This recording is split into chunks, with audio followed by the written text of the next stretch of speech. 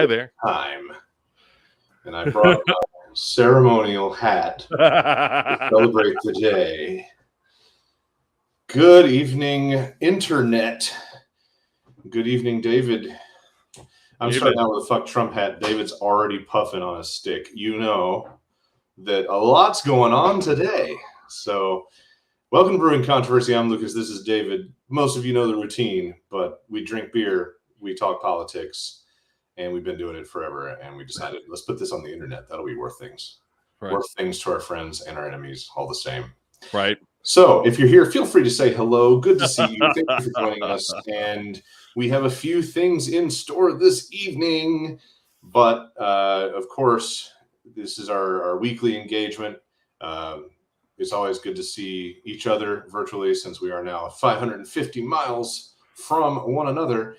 How has your week been so far, sir? It's been pretty good. Been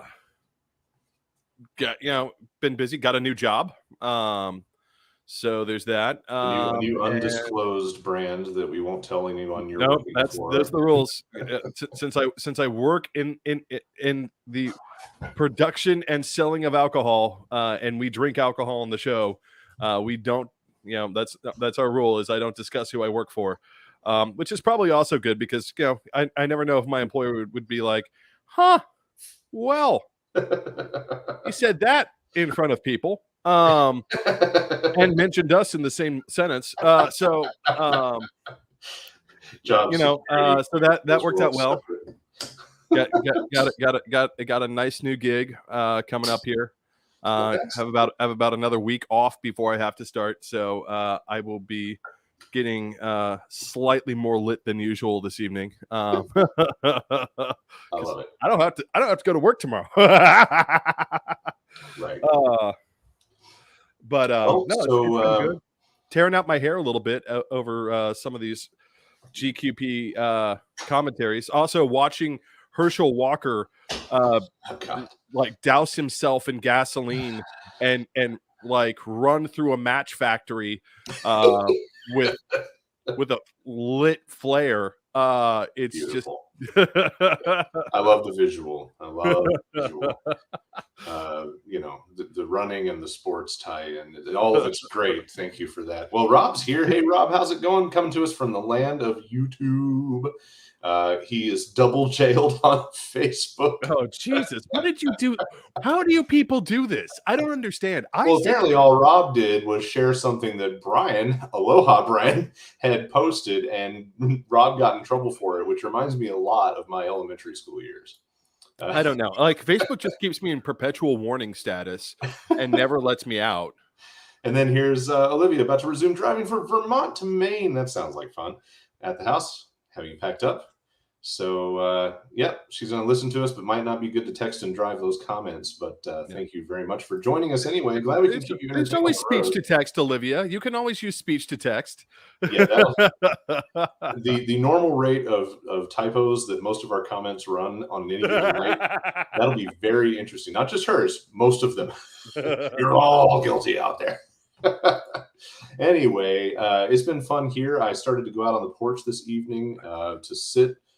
I have something to show off here in a bit that will explain the rest of this story, but I was going to sit and try to count the angry GQP faces driving down the road. And it got really chilly. A little rain came in, and it was 65 this afternoon. Kind of pleasant. Oh, hey, you missed the tornadoes yesterday here. Rain came along, and it was like 43 degrees on the other side of the rain. I was like, nope, going in. Tornadoes, huh? Who'd have thought? You missed the one tried to come for Belmead, and it failed as usual. For those of you who don't know Nashville weather, we regularly get threats of tornadoes, and then they just dissipate before they hit populated areas. Usually, here in the city, if you're outside the city, you're fucked. But or if it does hit the city, it specifically manages to whack the poor. Right, they're barely hanging on and destroy their whole neighborhood so that it can easily be gentrified. Yep, there's that too. Also, 20. Florida sometimes, in a small way, rocks. I'm not sure where that came from. Yeah, Hurricane says what? Yeah, right. And that hurricane had one job, and it couldn't even do it. That job Yeah. was to fuck Trump. Now, I will say this though, we make a lot of fun here, but actually, a friend of the family, we found out the other day, did lose their life. Oh dear. They were in Fort Myers and were unfortunately already suffering from COVID due to their advanced age, and could not be evacuated in time to provide meaningful medical care. And unfortunately, that meaning their house made it through. Their cars didn't. Their house made it through just fine. But we do a lot of joking on the show, and there's lots of things to make fun of about Florida. One thing that we haven't gotten into that we might talk that we're probably going to talk about in a future episode is the insurance situation. In Florida, but that's going to be next week's episode, because that's still coming to fruition, and I don't want to jump the gun on it until we can see what's happening. But yeah, for those of you, for the folks in Florida, I'm sorry that you live in a storm ravaged hellscape. Yeah. Well, tonight is like any other night. Time for us to do a little something with some hot takes. Those that have been here before know that we try to get this up on the screen so that it makes some damn sense as we ramble, sometimes poorly, through our topics. But of course, the lead hot take of the day is the reason for this hat, which is the J6 finale? Question mark. I said season finale. It's the season finale. Yeah. I was kind of into it. David's less impressed. I'm into it because of the negative publicity and the albatross that it places on the election. We all know Trump is not going to actually show up and respond to the subpoena. I'm just happy with anything that besmirches the fucker, and of course that's the hat. But David, take us through a little bit of what to expect and how much it really technically doesn't matter, even though I enjoy the theatrics. I mean, here's the thing. The authority which issues the subpoena is this Congress. Once new elections are held, it's a new Congress, and the subpoena expires. So all Trump has to do, regardless of who wins, right? Like regardless of who wins, it's a new Congress. And since it's a new Congress, they have to issue a new. I mean, if they wanted to, they could issue a new subpoena, and they could make Trump fight it. I am, it's there was some commentary earlier, and I do agree with it. If they were going to go for this step, they should have done it at the beginning. That was even Trump's one of his only things he could have to say was some of that. He was saying, why now? Because they're desperate. Well, kind of because they wanted to focus. I think they want to be able to focus on what they were doing. It would have had to be the very beginning, which would have seemed a little bit contrived and I don't think so. I don't think so, because here's the thing: is they had evidence. Here's the thing: there was two ways they could have constructed that. We have evidence that you knew this was going on. It's not conclusive, but it would help the investigatory process, which is the purpose of issuing a subpoena. In an investigatory hearing. It would help that investigation if you would come and testify under oath. And one of the key things that people have pointed out is if they could have forced Trump to come before the committee, the really cool thing is he would have perjured himself. And in perjuring himself, he would have given Garland another great bat to hit him with. And it is a common. You have to get Garland out of the damn bullpen first, and that's been a slow roll. And we're slightly off track here, but I will say this about Garland, because I was talking to someone else about this the other day. The problem is Garland's looking for a foolproof, bulletproof case. Yeah. And the reality is to hit the home run if he comes out of the bullpen at all. Right. The problem is that doesn't exist. There is always an element of risk when you go into a case. There is always the fact that this is why you have a trial, right? This is the law. I, as the prosecution, say you violated the law. The defense comes back and says, no, I did. I mean, and it's always three parts what the defense lays out. Number one, no, I didn't violate the law. Number two, I might have violated the law, but not really because of this case and the way the law is written. Number three, I did violate the law, but it doesn't count because of this. That's always your basic three-parter when you respond to a criminal complaint, right? Of how you respond to the judge and to the complaint. By saying by admitting you violated the law, but it doesn't count because, again, the prosecution can't hold that against you, right? That those are your defenses that you raise to the court, and the court has to consider whether or not those defenses are valid. If they are potentially valid, then they have to let you present them to the jury. This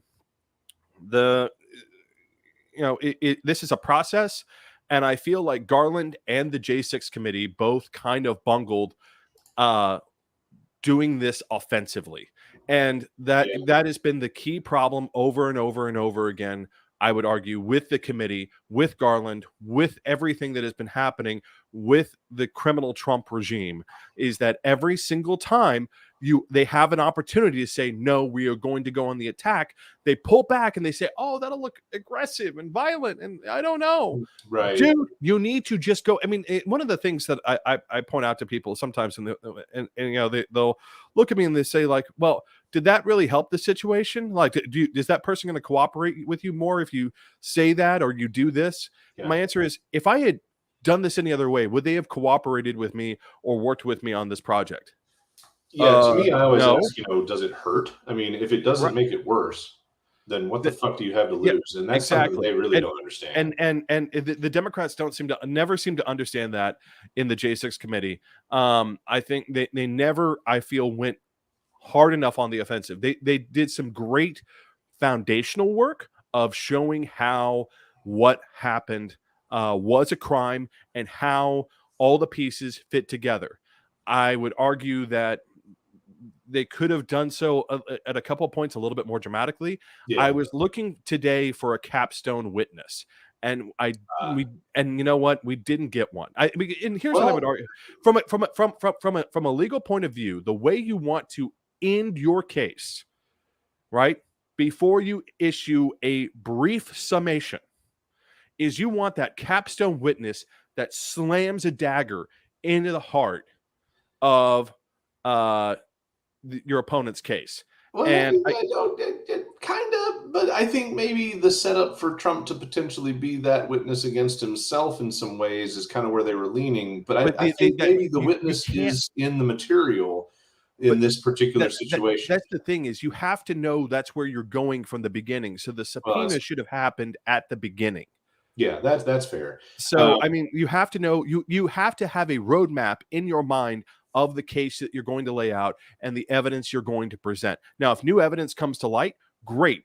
Incorporate it within that outline. I feel like the committee never really built out in their heads a proper prosecutorial outline, right? That you should have when you're presenting a case. And there are enough lawyers up there to do that.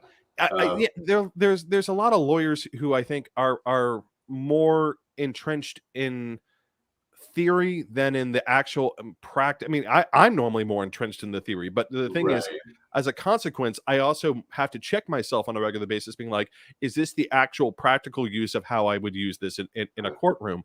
And the answer is no. In a courtroom, you have to stick to your outline. You have to stick to that story that you're going to tell the jury about what happened.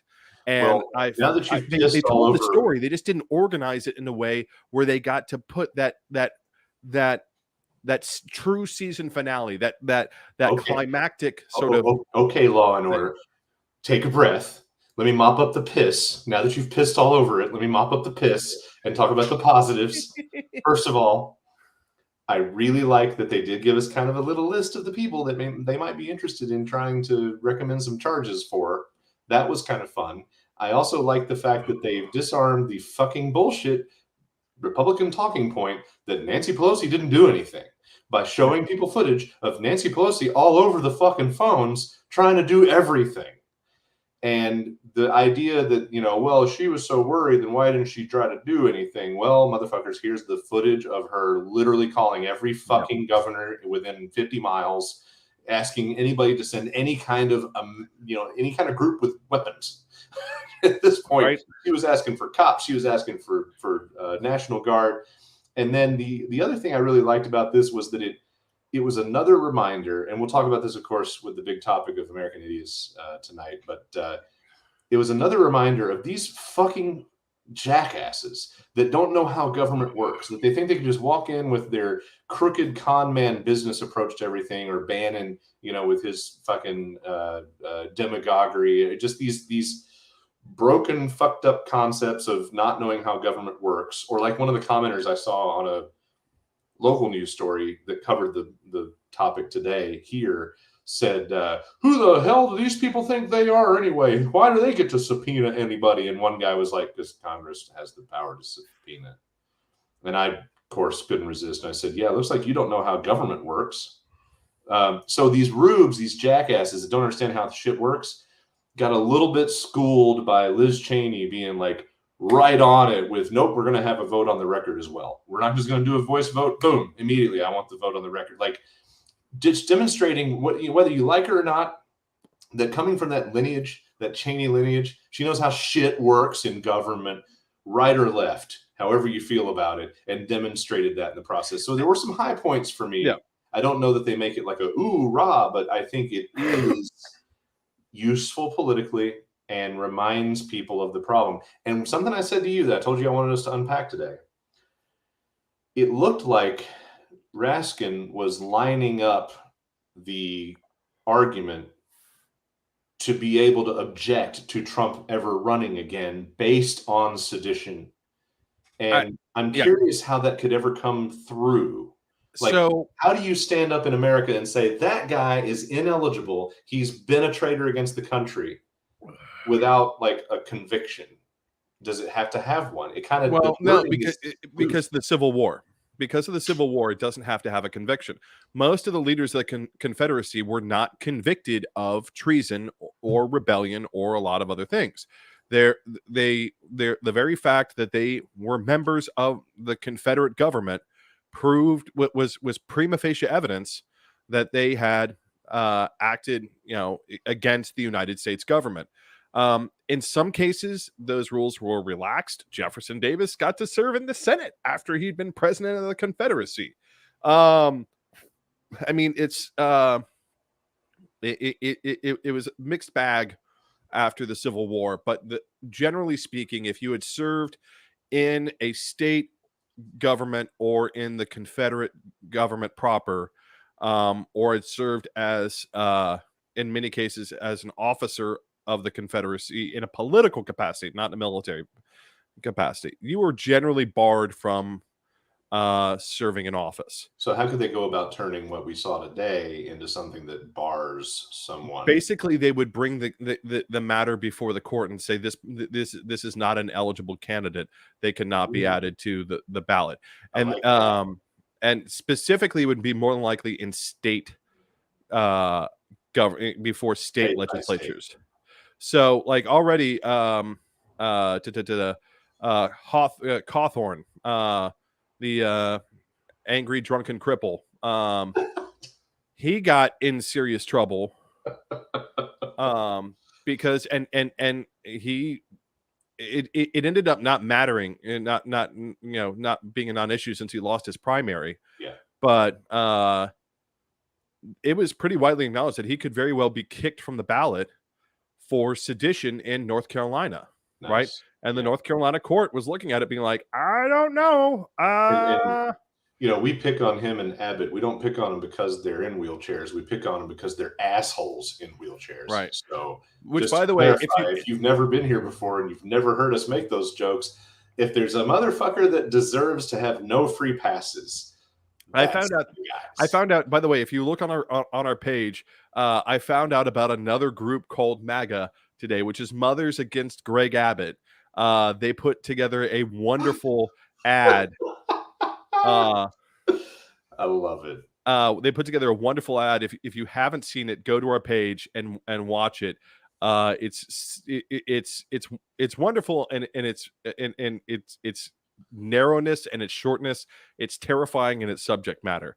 Nice. I'll be sure to check that out. Everybody else should as well. David, you're up. You're next. Let's talk about your favorite guy. Hit the banner, Lucas. Your favorite guy. Hit the banner. It's time for a good old high quality Elon Musk hate boner alert.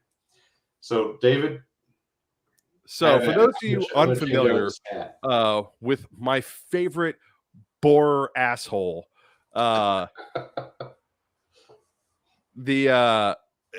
this week Musk declared that he would not allow connections to Starlink for Ukrainian forces who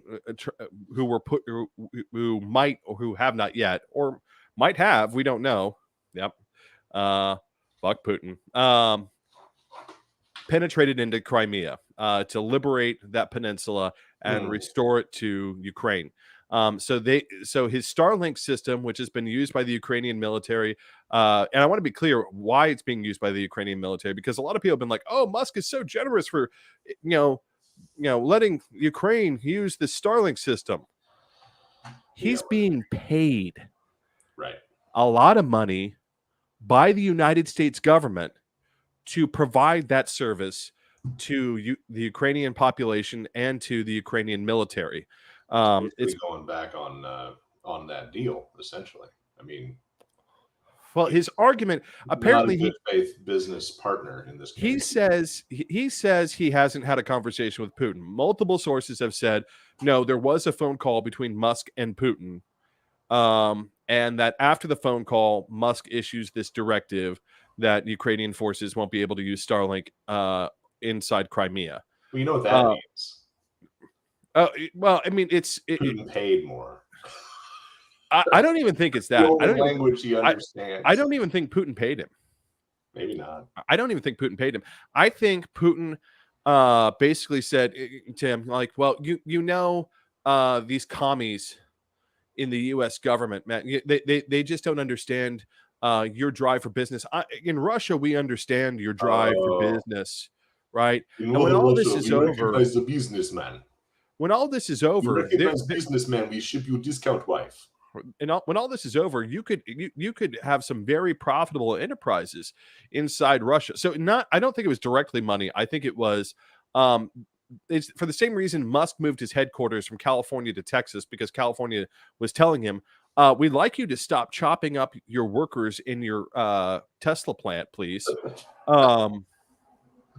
I mean, it's one of the reasons why I hate that car beyond the fact that it's not actually a good car, just good marketing.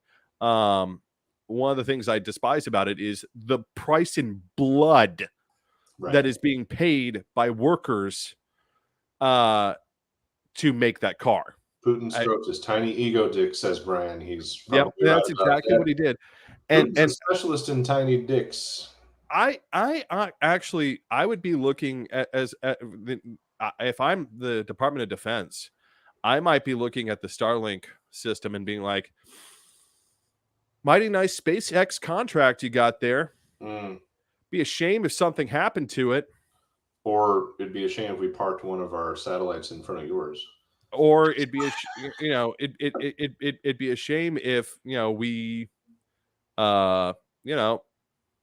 simply seized Starlink in the name of national security. It doesn't matter what happens. He's you attribute it to him being a Spectrum kid. I attribute it to this is a guy who does not have a moral compass and never really has. I think it's twice as bad because he's an unfiltered whatever the fuck it is that's going on with him. And no one can fix it. He doesn't have to have it fixed. He's powerful and rich, and he doesn't have to watch his back, or he's rich on paper, whichever the case may be. I mean, he's the thing is he's not really rich, and actually one of the things Twitter has, for those of you unfamiliar with the ongoing saga with his Twitter purchase, Twitter has called his bluff. They're going to go to court, and they're going to. I'm not going to use that word. They are going to cornhole. they're going to cornhole him. Cornhole's good. Cornhole's a Violently. nice stand-in. They're going to cornhole him violently over this and deal. pig squeals. Because I mean the thing is he should take it no matter what. Because he's going to lose money on the deal. The thing is he's circling the drain. Tesla isn't as valuable as it's supposed to be. Starlink, the capital investment cost of getting Starlink off the ground is ridiculously expensive. Chicago is about to take him to court for never turning a single spade of earth to build the subway line that he promised to the airport.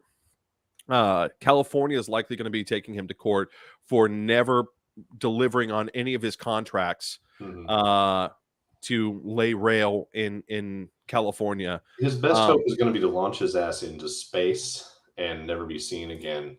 And you know, David, I want to move us on to the next topic, but before I do that, because we've brought it up and talked about all of this with Musk, this gives us an opportunity to use one of our favorites.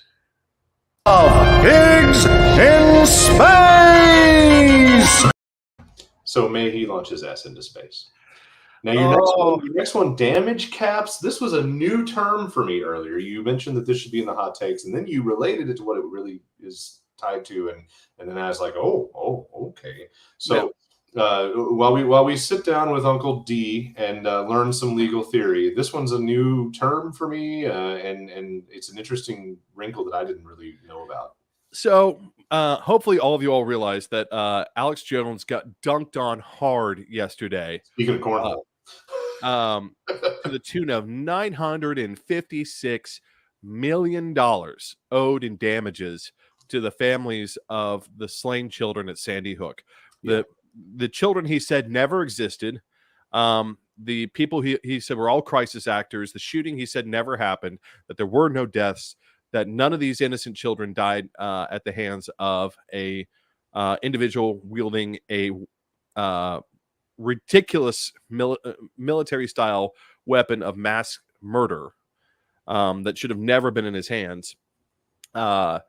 He said never existed, and consequently spurred a legion of people to attack the families who said, no, my child did die. They had people who got arrested trying to bring shovels and backhoes to dig up the graves of their children, right? Because of the firestorm of conspiracy theory bullshit that he unleashed.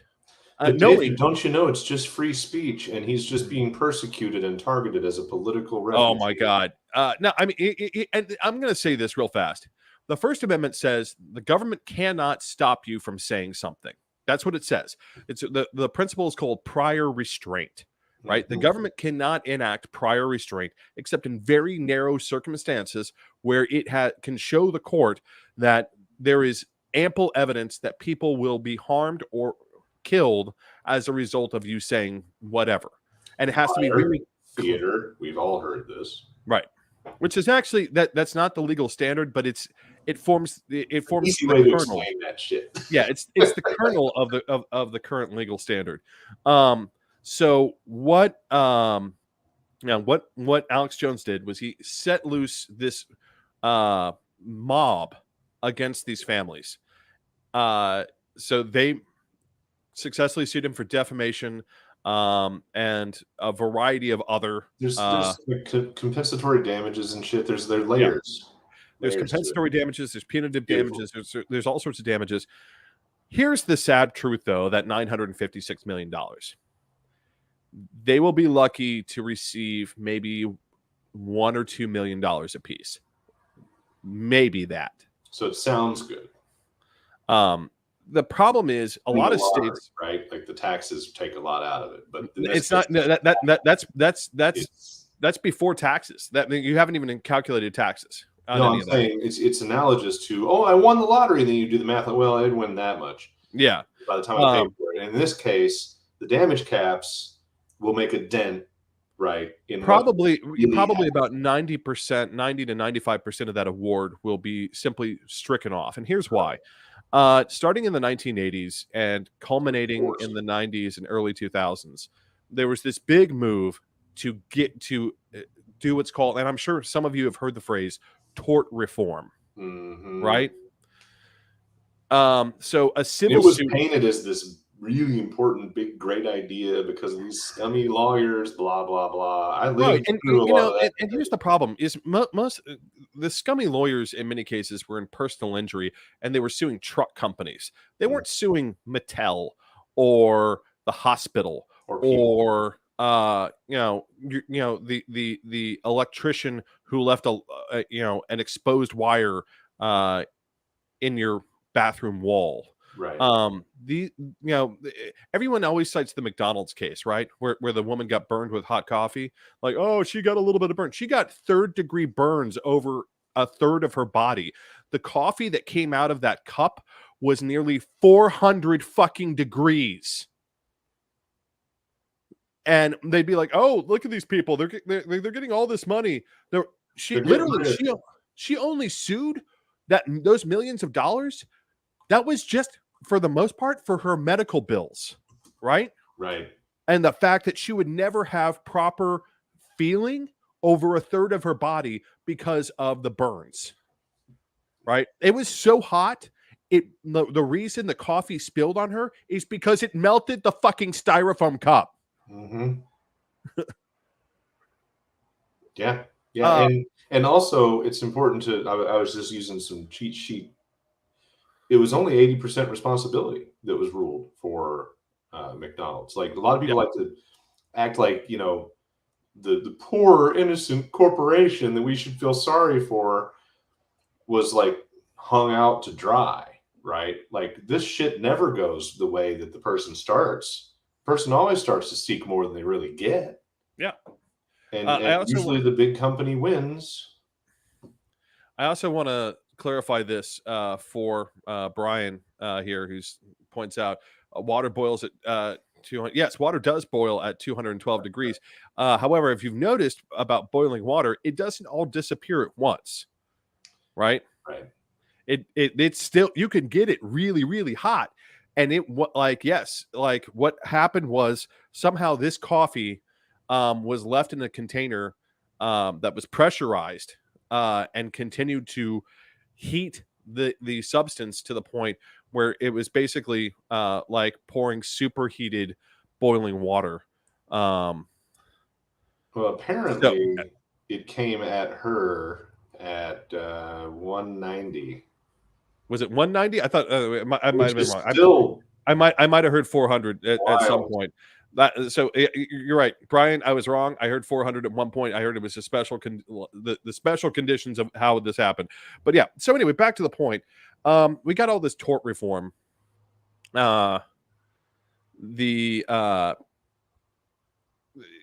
With all these ideas about, hey, we're going to lower prices on goods and we're going to make corporations more competitive if they don't have to constantly worry about these huge jury awards, right?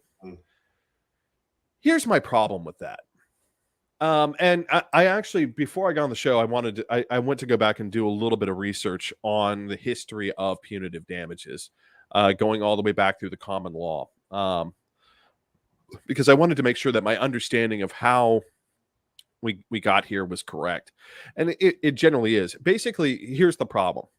In the U.S., especially in the U.S., we have a tradition of acknowledging that there are acts which offend the consciousness of the community, right? That are maybe not necessarily criminal, but so negligent and so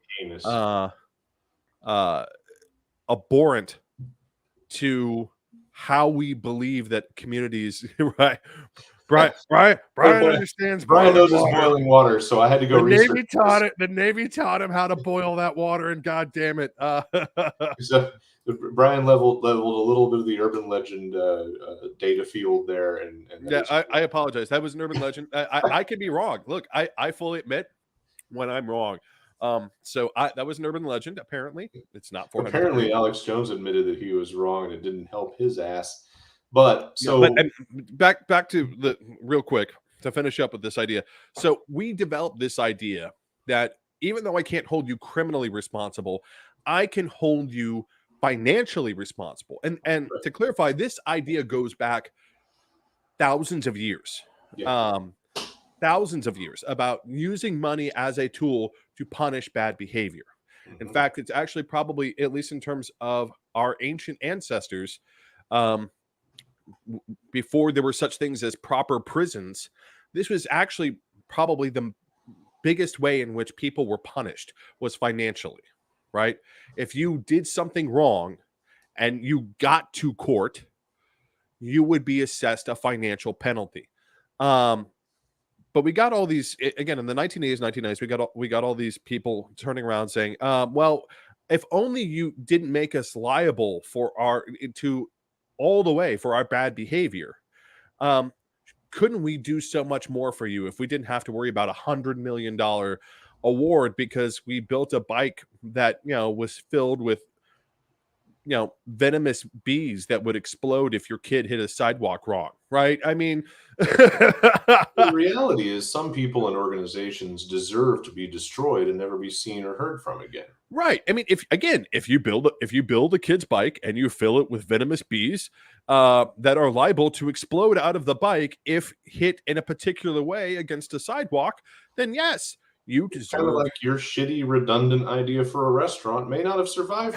You may not be able to hire anybody now, and there's probably a reason for that, and we didn't need you in the first place. Right. I mean, it happens. And it's supposed to be there. You're supposed to legitimately fear that if your bad conduct as a corporation leads to harm, then you might be responsible for a large amount of damages. So it's very sad that these people should receive this $1 billion. They should receive this $1 billion, but they aren't going to, because the state decided that we need to protect people who do bad things more than we need to make whole and provide remuneration to those who have been wronged. That's what these damage caps do at the end of the day. Yeah. And it really holds, in my opinion, it holds a corporation up in a gross, special way that you and me really don't get that much protection for. No, I mean, here's the thing: for as a percentage of profits, right? Like if I get sued for $300,000, I mean, and I want to point out, you can't discharge this in bankruptcy, right? Just like student loans, you can't discharge a court awarded damages in bankruptcy. But $300,000, it ends me, right? My wages are going to be garnished until the end of time. I will never have a day when all the way up until my death, when whatever money I receive is not, being distributed out to pay that jury award. Right. When you cap these damages, you create a situation in which the corporation who continues to make millions, if not billions in profit, continues to be able to do so without having to adjust its behavior for what it did. Yep. I was watching an episode of Blacklist the other day, and they were talking about the DSL, which is this concept of every human life has a certain dollar value, and that Either of the two definitions that I had for DSL. Okay. that one of them's internet, one of them's ladies. That reforms, like for instance, car manufacturers, it was determined that the number of people who die from cars not having a seatbelt warning in the back seat would be around $200 million worth of people dying. The cost to car manufacturers to adjust and this is by their estimation, the warning system in the car to advise people in the back seat to buckle their seatbelt would be $350 million. Therefore, that's why there's no warning when you don't buckle your seatbelt in the back. Right? It's things like that where you're like, that offends the public consciousness, right? There's some dirty bastard that actually sits there and does that math. Mm-hmm. Yeah. Well, I don't want to rush you, but we want to get through the rest of them, and I got mine next. It's your turn. So Go. my hot take to close us out on hot takes this evening. The hot take happy hour is coming to an end. A lot of people know my issues with this little fucker, Drew Robbins, running for commissioner in my ward here in Grand Rapids. I call him the pretty little liar because he's little and pretty. So for months, we've been getting mailers filled with exaggerated bullshit, cherry-picked statistics, and flat-out lies like there were this many shootings in Grand Rapids, but they're actually interchanging terminology.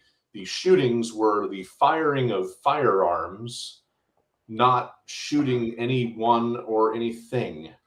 And so that kind of loose fucking bullshit. Well, it all fell apart yesterday because Wallet Hub released a safest cities list.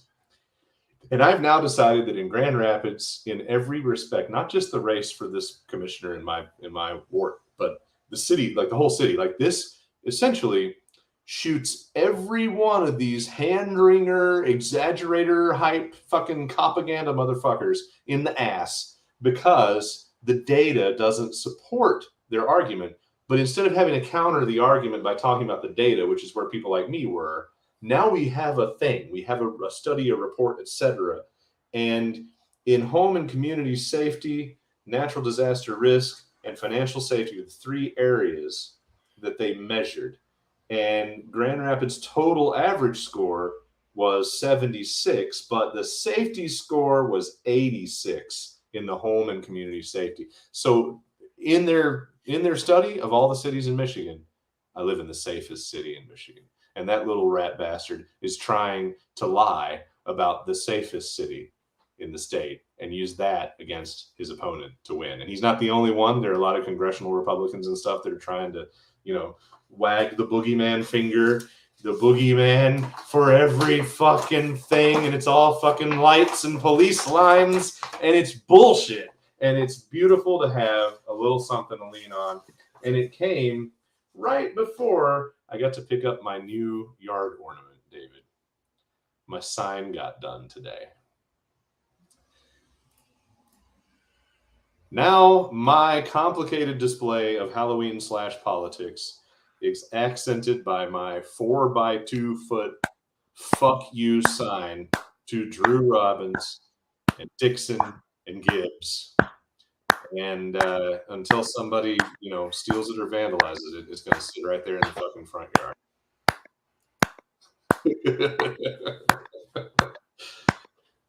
Yes, thank you. So that is now clearly demonstrating my thoughts on those three pricks, and I include Dixon in the pricks. She's still a prick. She's just a leggy prick. There's a word for that, but I'm trying to use it sparingly. Sean, I love that sign. Thank you. You too could have one. It's not cheap. It's basically my choice. Instead of donating any additional money to anybody, I decided to go spend what I could have donated on the sign. If I got 10 of them, they'd be a lot better. But a one-off is not cheap, but it was so worth it. Very nice. Thank you, Brian. Thank you, sir. So that's for me, the October surprise is this study that bolsters. Now I have something to say when someone says, what's that sign about? Well, the lying sacks of shit that are in those little circles. That's what that sign is about. So that's what's been going on here. You know what that means? Hot takes are over. You know what that means, David? It's time to talk about beer. Got to talk about beer. And that's why we start with a little segment we call What You Drinking?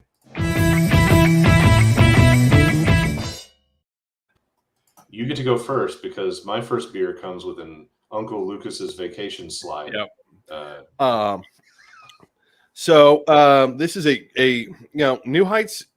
I'm a little picky about my New Heights. They make I will say this: New Heights doesn't make anything that I dislike, but some things I like more than others. Like I love their coffee and cream ale.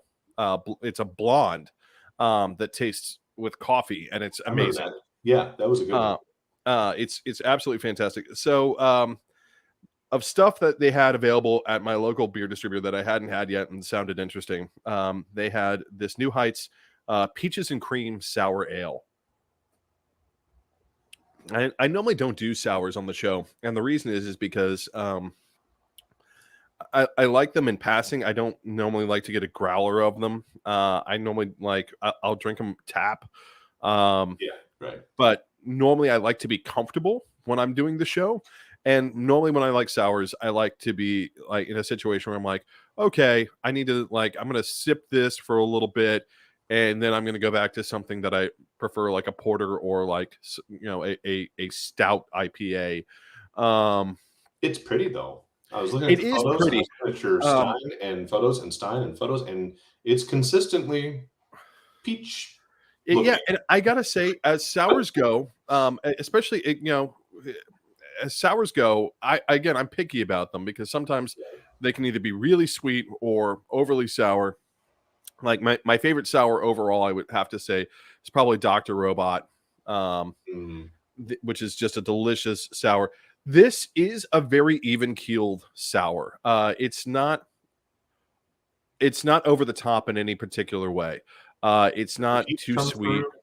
What? Does the peach come through? Because with me being very, very, It's very ish on sours, usually the fruit flavor coming out is what's going to win me. it's got it, and that's one of the things I like about this. It's mellow on the peach. It's not normally when you get a sour, you want that big fruit flavor to counter the bite of the sour. This isn't so sour, and I feel like it isn't so sour because of the peach cream interaction, right?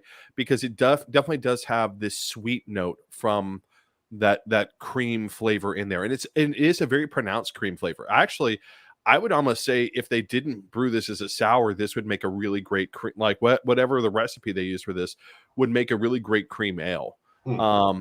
Which makes sense because again, the coffee and cream is this is almost like the inverse of the coffee and cream. Like the coffee and cream gives you one of the things that makes it so enjoyable is that big cream flavor juxtaposed to the coffee. Well, and New Heights is not one that we get a lot on the show. No, I mean, But they're one of the mostly more because it's recent. What is it, like 5, 6 years old, maybe? yeah, and it's Uh, also their distribution isn't as wide yet. right. Um, and again, that's part of the reason why like I say, there's nothing of theirs that I dislike. I feel like if they as they expand the repertoire, I'll find something I dislike. Not to be bad about it, but like again, you Yeah. have to make at least one beer that I'll probably be like, Right. could we not? So, but I mean, it's a very even keeled sour. I'm not really chugging it. I mean, because mostly because it's hard just to chug a sour. Yeah. But I mean, it's very even keeled. It's again, since it's a sour, it's not going to be the first thing that I reach for on a daily basis, but especially on a hot day, Well, which it's we're got running lactose. out of. It's they state peaches, vanilla, and lactose, and I found that doesn't go well with a hot day. You got to be nice and comfy, just basic. No, I mean this is definitely a hot day beer. I would not do this as a mow the lawn beer, but Right. if I was, you know, out on like 3 o'clock on a hot, Sunday afternoon with friends, and It's not cold day, but it's not like just sweltering. I at least for me, I can't do no, I mean this would be a sweltering day, kind of be like, and I think that maybe that's kind of curtailing my enjoyment is apparently for the first time in recent memory in the South, summer clocked out and didn't clock back in. really. Uh, I we just made fun of the leaf turning in the South on my Instagram like a couple days ago, and now you're saying that it's doing it right. Fall is actually going to hang Yeah, out. no, I mean, people have been commenting like I know. Hi, folks. We're talking about the weather on our show. Yes, we are turning into old men. But Well, we're talking about weather, beer, yeah, so I neighborhood mean, elections. this would definitely be a beer like if it was a super hot day, and Really? I'm having to walk around East Nashville or downtown. Super hot? Um, See, I can't do the lactose added lactose. Again, the lactose doesn't come through epically. Like there's a lot of times when I've seen people add lactose to beers, and Yeah. I've looked at them and been like, "Why? Why have you done this? There is no point to doing this other than to say that you added it." 4K. Because it was Especially trendy. on ales. On a lot of ales, I look at people who add lactose, and I really just want to slap them as hard as I can across the face. I'm looking at you, Edmund Zost.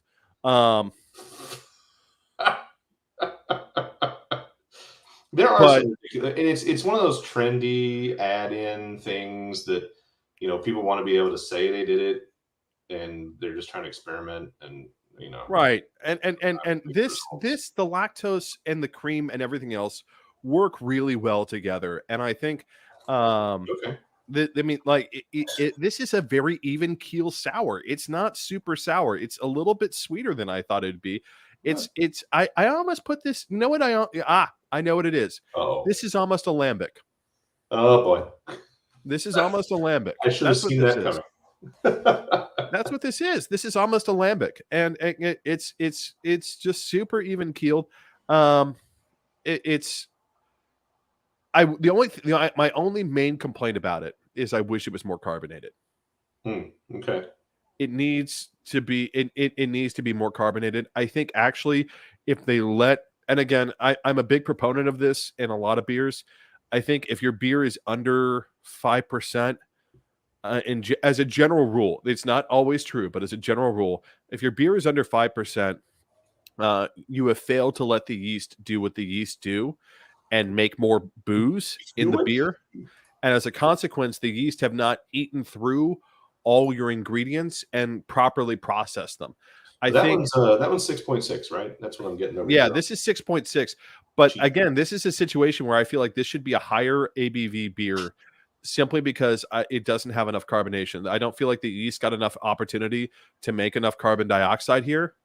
And I feel like the only thing that would make this better is if they let it ferment longer and came out with a slightly higher, maybe 7.5, 8% beer. Okay. And I can see that. And that would have also likely, assuming they were brewing it the way I think they were brewing it, increase the carbonation because when yeast eat stuff, they produce two things. They produce alcohol and they produce carbon dioxide, right? So yeast shit alcohol and they fart carbon dioxide, right? And I mean, kind of like me.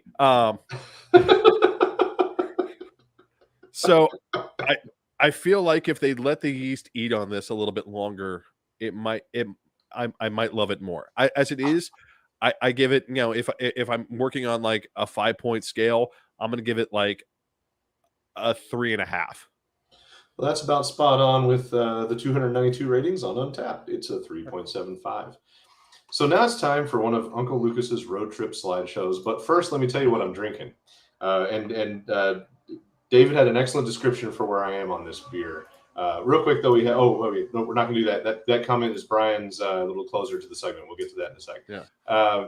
So tonight I've got Space Station Middle Finger from Three Floyds down the highway a bit in Munster, Indiana. You've seen me drink their beers before, but I'm also decked out in the Space Station Middle Finger shirt. Yeah, Lucas is the guy who shows up to the show with the band's T-shirt on.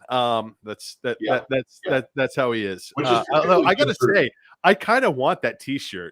Dude, I will admit, I bought the shirt, or I picked the shirt out before I knew the beer was a beer. I was walking, looking at their shirts, like, well, that one's kind of badass. I think that's the one I like. What beer is it? And then I went and got the beer because of the shirt.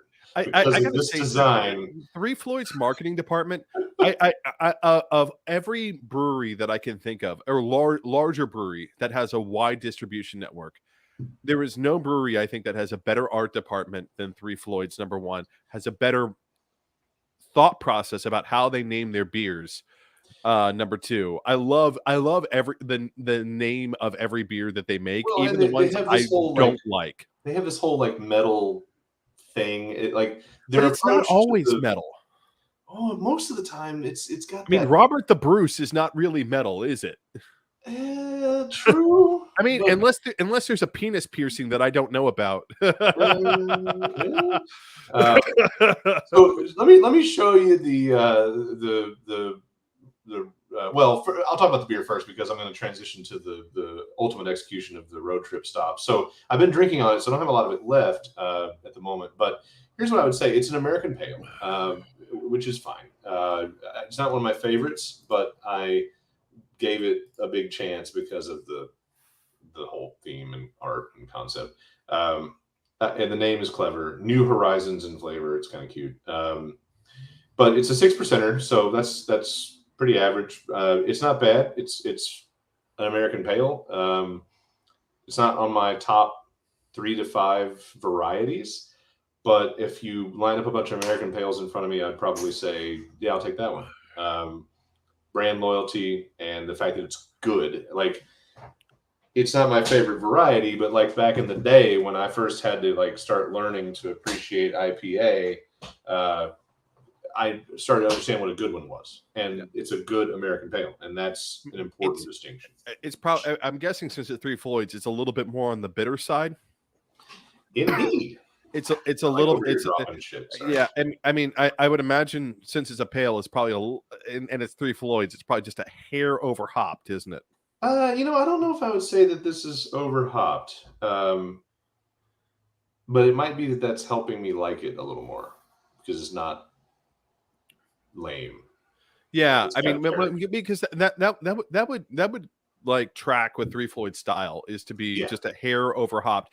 But the thing I like about Three Floyds whenever they over hop something is they don't just over hop to add bitter.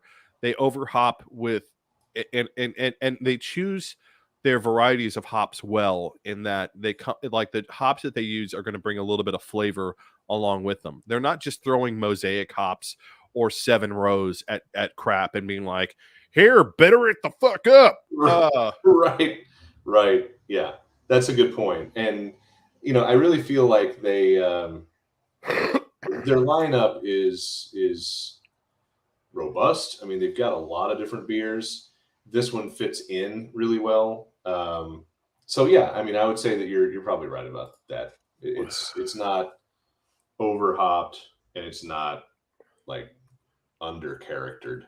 I'm also just now realizing that I left a couple of pictures behind. I don't know how, so I'm gonna grab those real quick before I show you the photos. I got to make sure I have all the fucking photos. And somehow I didn't get all the photos, and it's useless to talk about a brewery if you don't show the one. While he's doing that, you found them. Never mind. I found both of them. Yeah. So the first one I wanted to show was so I had to cross. If you drive from Grand Rapids to Chicago and back, you've got to dip into Indiana, and you go basically right past Three Floyds. I mean, if you get off the highway, Three Floyds is a 5-minute trip, maybe 10 with some traffic. Munster, Indiana ain't big, but one of the bragging rights is certainly these guys. So here's a little pic I took of Three Floyds. Walking up, I was like, really, like, this is pretty rad. I like this. This whole vibe is pretty cool. I did not know that, unfortunately, right now they're sticking with their COVID model where there's no sit down, have a flight, hang out opportunities. So they've got the place built up toward the front with a wall of merch. But it's still got the vibe, and that's the cool thing. Like, you can see that gumball head sweater down there is pretty rad. So basically you can walk in, browse the merch, look at the table of skeletons. Like, there's a lot of fun personality for who they are still expressed in the space, but it's a really great way. I love the skeletons in the chairs. That's right. It's spot on. It's on theme. And then, I took this close up of some of the merch just because it really encapsulates to me a lot of what their brand is doing and what, who they are. I love the 46321 motherfucker license plates. That's pretty cool.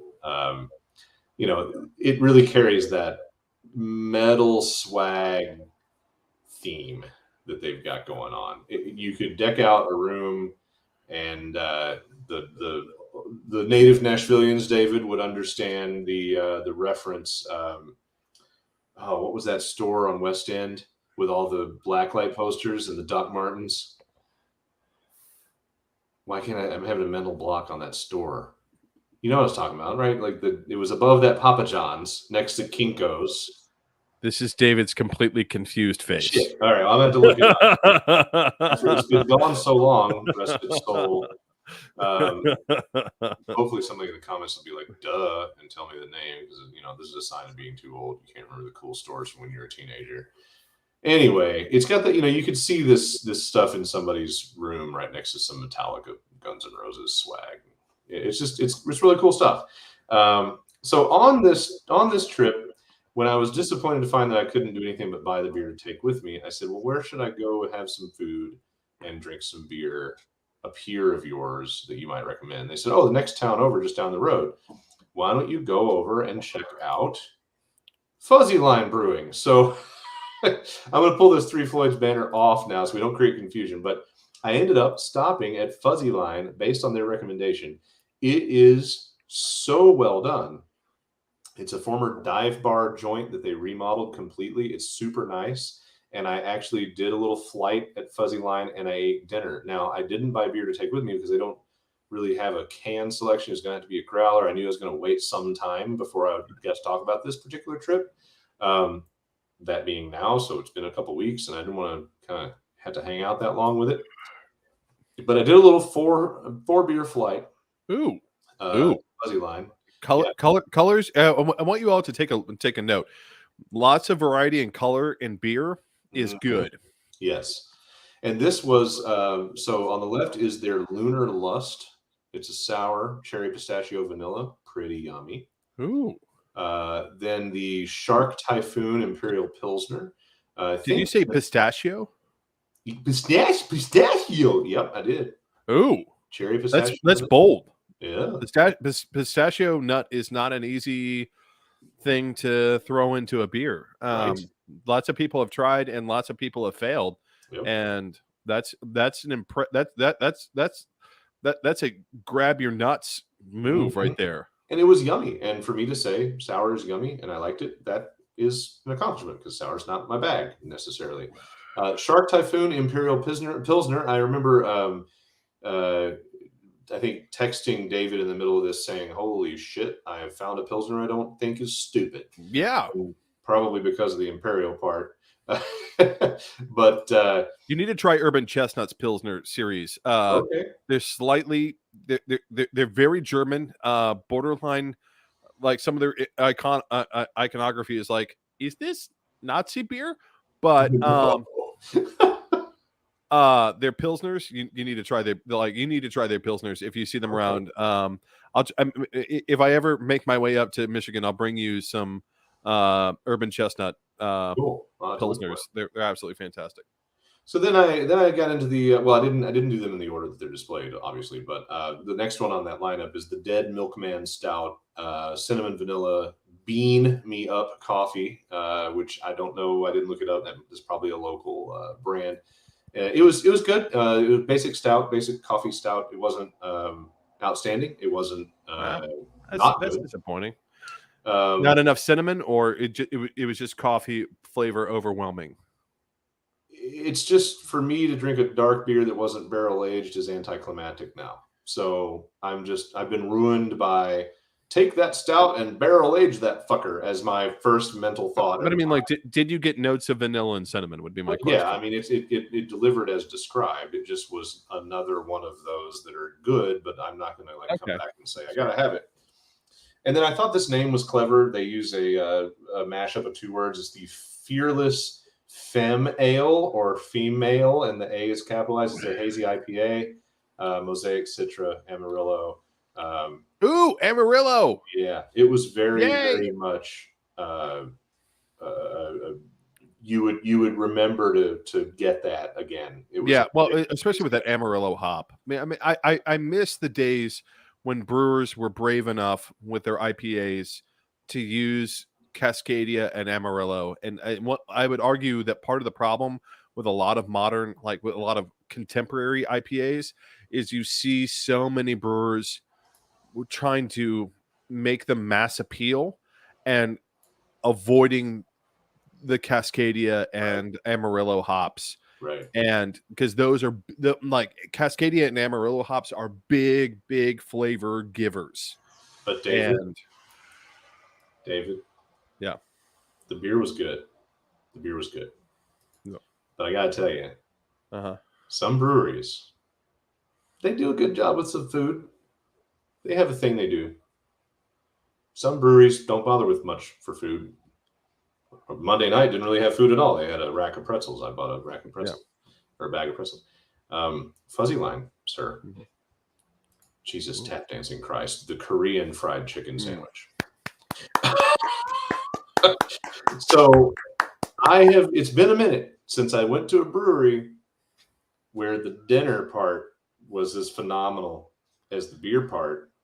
That is just pretty, isn't it? And I almost forgot to take the picture, so I had already started eating one of the potatoes. They had these perfectly crispy on the outside, soft on the inside potatoes, and there's I think it was a spicy ketchup going on, and then a is that a horseradish or like some sort of flavored mayonnaise? It's a mayo.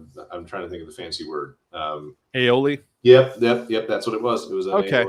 Aioli. This sandwich was just crammed with twice as much chicken as it could actually accommodate, which means you kind of got sandwich with a side of extra chicken, and it was so damn good. And the bartender there, she recommended it as her favorite item and one of the favorites on the menu. And it was so fucking tasty.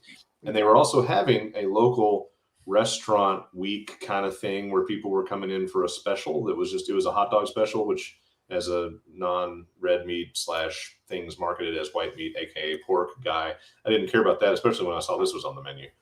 But they had a great crowd all night, like in and out. The place was filled up. There's a little shot of the crowd, and I really like the way they present their brewery space and the way that they've got this bright, beautiful, nicely remodeled space. And then I happened to catch somebody, and I only included this photo for you and other people who've worked in restaurants and breweries. I caught somebody over behind the wall or at the wall, pop open the wall and reveal one of several hidden cabinets in that back wall. So it's got like this Apple Store looking fucking wood surface. It's very clean. And then surprise, inside they've got merch. You know what? That's always in working in the industry. It's always nice when you have an organization that hides the cabinets, because here's the thing. I want to be honest. If you walk into a restaurant or a place that has shelves, we don't clean that shit ever. Right? Because that's one more thing that we have to do at close. Yep. And here's the thing. I want to get the fuck out of there and go do something else other than be at work. Yep. And I'm not going to clean it. Yep. Still a bunch of humans. and when you hide the shelves, you make them so that we don't have to clean them because they don't get grease on them. They don't get anything else on. Oh, that's so nice. Well, and all the stuff that's in there also can stay cleaner. So I thought it was a really nice touch, a little impressive thing right before I left. Like, oh my gosh, you've got cabinets. Like, click. So let's dive in. This is my pet topic. We each bring the possibility of a pet topic, but we've narrowed it down to one of us choosing to take ours each week. And mine was the one to lead into the big topic this week, because I've got a concern after a couple of meetings I've been to this week that the GQP is winning the war on public education. Mm-hmm. And my take, and then I'll be interested to see what you've noticed, David, is a couple of layers. First of all, so I went to a community meeting here for the school system in Grand Rapids talking about the facilities master plan. If you can believe it, 40% of the square footage in the city's school system is vacant. And they have a bunch of spread out buildings. They have like 17 separate administrative and support buildings that really need to be consolidated. Actually, that considering the number of abandoned high schools here in Davidson County, like if you go onto Braddock, that's an old abandoned high school. Pro Cone for a hot minute was not actually functional. Right. It was transferred briefly into administrative building. It's since been returned to full active service as a high school. But even though that's the one that's on Charlotte, right? Yeah, that's like it was an adult education center. It might be a enhanced education because the new Pearl Cone is a spread out 70s style building. Yeah. I say new, it's not new, but well, no, the but old Nashville building, had a lot of that. Nashville had a lot of that where the old building is yet again a school. Yeah, but is it a regular? I don't want to say. I thought it had been converted back to a regular school. We have a bunch of 1940s high schools, which are pretty. Yeah, which are pretty. Like the one on oh God, what's the name of that street that runs parallel to 12 South? 10th? Is it 10th? Parallel. Is it 10th? Is it 10th South? Parallel. But yeah, that's where the lower school administration is run from. And again, it's an old high school that has been converted. Well, I don't think Nashville even comes close to this much vacancy, but there was data. They presented some data, and the data got me thinking. So one thing, and this is Nashville's got this going on too. I looked it up to make sure it wasn't just, they weren't blowing smoke up our ass. It's a national trend.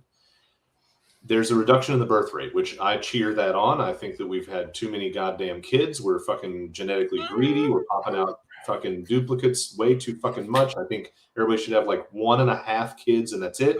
And good. I'm glad the birth rate is declining. Fine. Good. I mean, that's a mixed bag. Fair enough. Brian makes a good point. We're going to get into this both now and in the big topic. The GQP is winning because it's easier to scare someone than get them to think. So here's the thing that I noticed. A big contributor, they call it competition for attendance. And when you unpack it, what it means is people are choosing private school, which is part of what Brian said about fear and of course, why bullshit, including here in our communities, the people that are of means that move into communities and start gentrifying, they snub the community school and they don't want to send their kid to school with all those brown kids, and they take them to the Christian private schools. But also charter schools are making a huge dent. Oh, God damn it. This week was the last nail in my I'm against charter school coffin. I tried to be diplomatic and kind about it. I've had friends with kids. I still have friends with kids in charter schools. I tried to embrace the idea, and I tried to buy into, well, I didn't try. I kind of bought into some of the propaganda. And now I've come to the conclusion that fuck charter schools. I can't stand the idea. It's hot garbage, and it's fucking everybody. And this is one of those ways. Now, do we need to use all this stuff? Do we need to have, giant school systems, bloated budgets, lots of buildings? Well, maybe not. But should we be in a crisis where we have just a ridiculous reduction of attendance? I don't know that we should. No, I'm personally, here's what I feel like, and this is my opinion as someone who's been in both private and public schools. If you belong to a religious sect where you need explicit religious education, like for instance, if you're a Muslim, right, or a Jew, or even a fundamentalist Christian, right, and you require education that is focused on that religion, you should be allowed to attend a school that focuses on that religion, right? You should be allowed to, as long as they teach basic subjects, right? As long as they teach basic subjects, like math and math, maybe math can be neutral. I made the mistake of opening a history textbook in the private school that I taught at in the summer for an arts camp. It's not good. But I mean, if you have a specific religious need to attend a particular school, I have no problem with you attending a private school. Having been part of both, I am now firmly in the camp. And they do this in Finland, right? This is actually a Finnish system, which is if you want to attend a private school, you pay an extra fee. And the reason you do so is because we have to, in some cases, fix whatever it is that is going on after you leave. I've long held a discomfort with school zones. but being built for private schools. if you, however, do not have a specific religious need, you should attend the same school as everyone else. And that's the general Scandinavian system. And I know everyone's like, oh, Bernie, Scandinavia, blah, blah, blah, blah. I'm like, listen, Bernie doesn't actually understand how any Scandinavian country works. That's part of my problem with Bernie. But that's really not where I would go with that. I would go with the typical this is definitely a hallmark of the Scandinavian system of encouraging integration into a common society. I firmly believe that again, you should not be able to attend a different school simply because you have more money.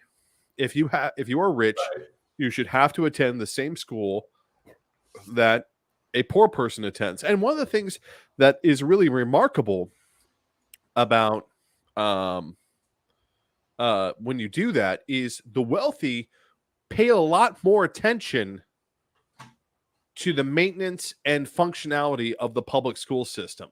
right. And that's become one of my arguments against private school. And I got actually just last night got into a conversation with some people about private schools, and they were, most of them were from up north. They were private school teachers who were actually teaching at a private school I attended when I was younger. And I pointed out the majority of the private schools that were established in Nashville were established not because of educational opportunity, not because of anything else. They were established because of integration, because rich white families did not want their children attending the same school as black people. Right. Well, and you kind of speak to something for me that bugs me is the disposable resources of those that are better off. And I say resources because this is collective. It's not just money, it's time, it's thought power. I mean, for me, when you remove the middle crust and upper crust from a school or system, you remove the contributions of the people that have a little time to be involved or have the means to donate some shit to one of the events, or they can give of their own time because they have the command of their professional schedule to take a couple hours here or there. And then you remove the know-how. And I don't mean to take anything away from those that are, a single mom working 2 or 3 jobs and all that. But I gotta point out, like, I know a lot more about how some shit works. You know a lot more about how some shit works than the average struggling low-income family is going to understand from their experience in life. We all have to be together to make the whole thing better. Exactly. And that's one of the things that I want to address about Brian's comment here. Why can't someone spend their own money in a way that they see fit, like sending their kids to a school of their choice? One of the things that I've definitely noticed in Nashville is one of the points at which communities break down. And Williamson County is a classic example of this. Williamson County has a bunch of rich people that send their kids to private schools, right? And they have their poor people, and the only option for the people who work in their restaurants, who act as their PAs, who act as their house cleaners, who act as their road workers, who act as their teachers, right?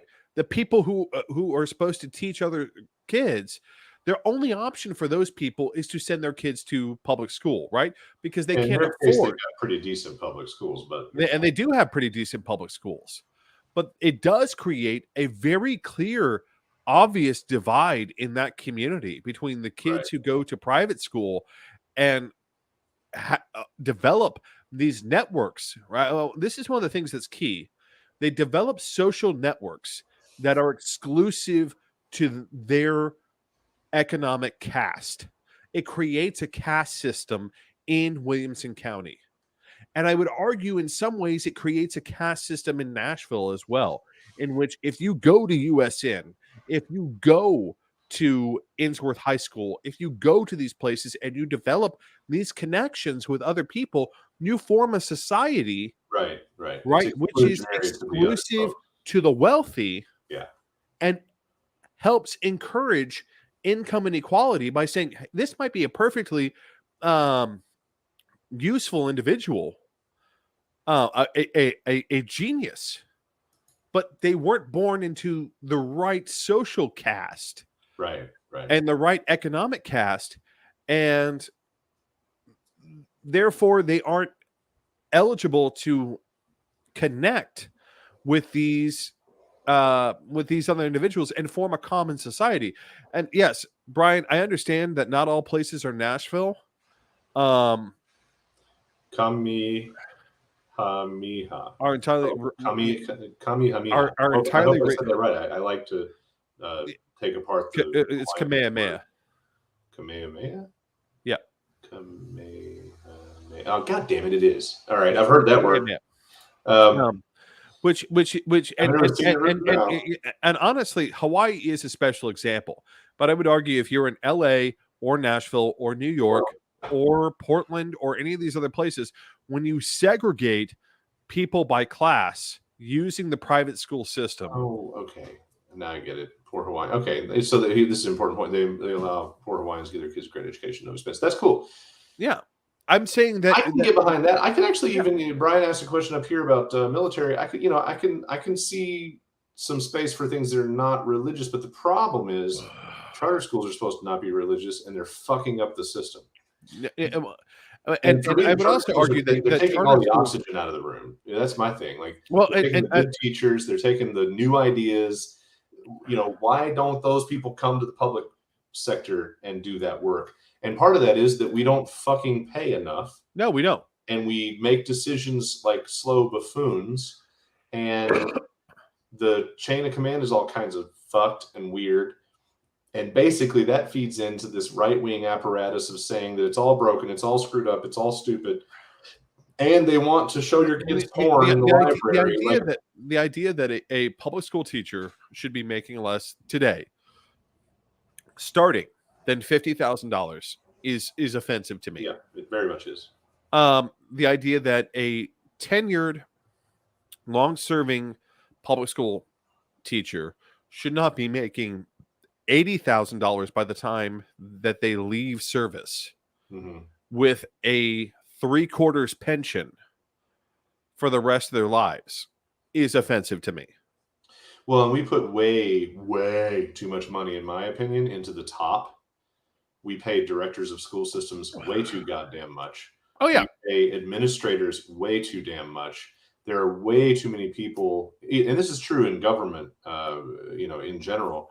Way too many people at the top that are supervisory or executives that get a lion's share of the money, while the people that are actually doing the work that matters end up having to scrape. I'm going to pause you real fast, because I want to come back to this concept real fast, because I just saw this from Brian.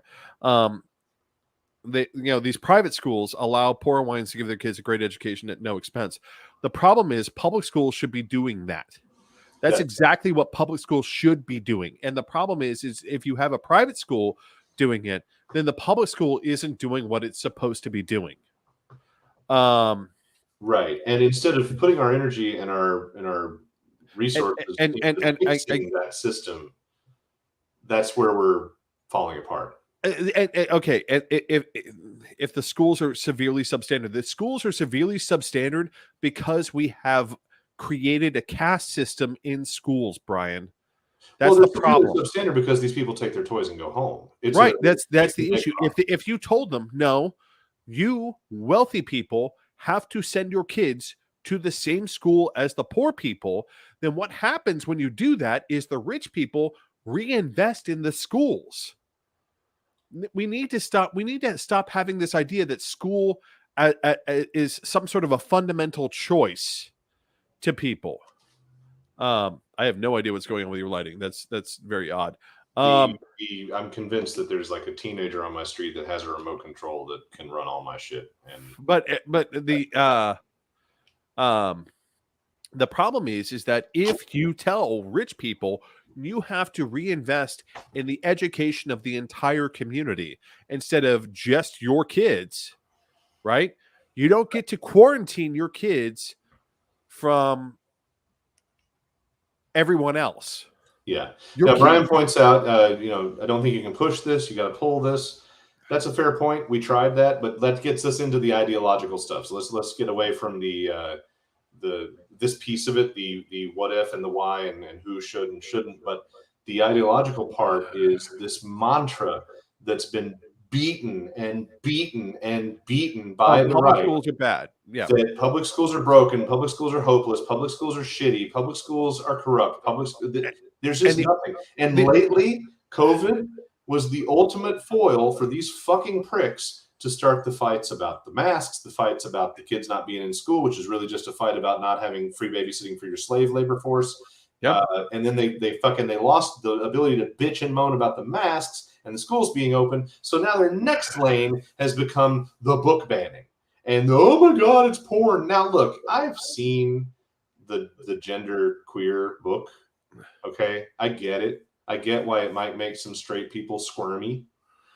And there is some graphicness to it. And maybe we need to say, you know what? The kindergartners are not going to browse the YA section. Okay, that's going to be like system policy. And I'm pretty sure some of them have that policy. And the right just pretends like it's a fucking free-for-all. The right wants people to believe that your 6-year-old walks into the library and is handed a book with dicks. And that's not what's happening. Actually, someone pointed out that there's a Swedish children's cartoon character that is a giant penis. Yes. There's a Swedish children's cartoon character that is a giant penis, and the point of it is this pretty funny and useful, right? That's a good summary for the dick in general. Penis is funny and useful. The giant penis goes around and learns about gender things, right? Mm-hmm. Being a giant penis, is the purpose of the cartoon. And the problem is that Swedish parents have no problem with a giant penis teaching their children, an animated giant penis teaching their children.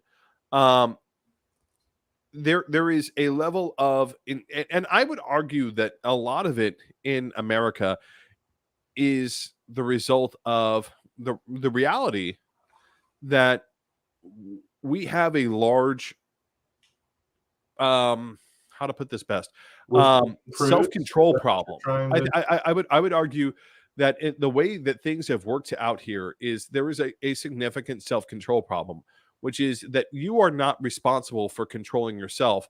Government is responsible for making sure that you don't do certain things. You're not responsible for dealing with examples. You're not responsible for dealing with your own sexual predilections. Government is responsible for dealing with your own sexual predilections. In other words,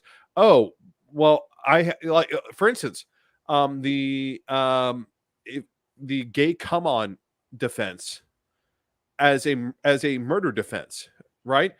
This has now been used successfully. Okay. I see what you're saying. I was trying to figure out of a gay person came onto me, and so therefore I was obliged to kill them. Yeah, they put me in a position. You're not responsible. Yeah, okay. You're not responsible for your own reaction to that. You're protected.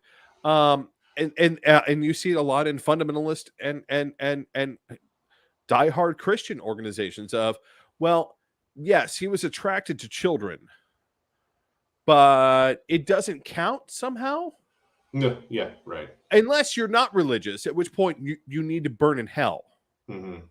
Right? Because without God, you couldn't possibly. We build these structures to not have people be responsible for their own reactions and their own predilections, and it is an aspect that they're trying to transmit into schools of people not being responsible. Yeah. Brian points out that we've lost our ability to differentiate between reason and excuse. That's a very good, valid point. That would be Sean's question: what YA book? The big hot topic at the moment is Gender Queer by Maya Kobabe. It is a graphic novel, and see, that's the other problem is these fucking ignoramuses are hearing the term graphic novel and they're goddamn clueless. They have no idea what that means. a novel level story told with pictures and words. They think graphic novel, graphic, it's graphic. My kid can't see graphic, but we'll show them a bunch of blood and shit on TV. That'll be fine. But genderqueer, I've looked through some pages. I get it. I understand that these people would be deeply bothered by the discussion, the story, the illustration, the whole nine. But the idea that the book is being shoved into the hands of fucking first graders is just ludicrous. But it doesn't matter because the stupidity level is so immense that they buy it.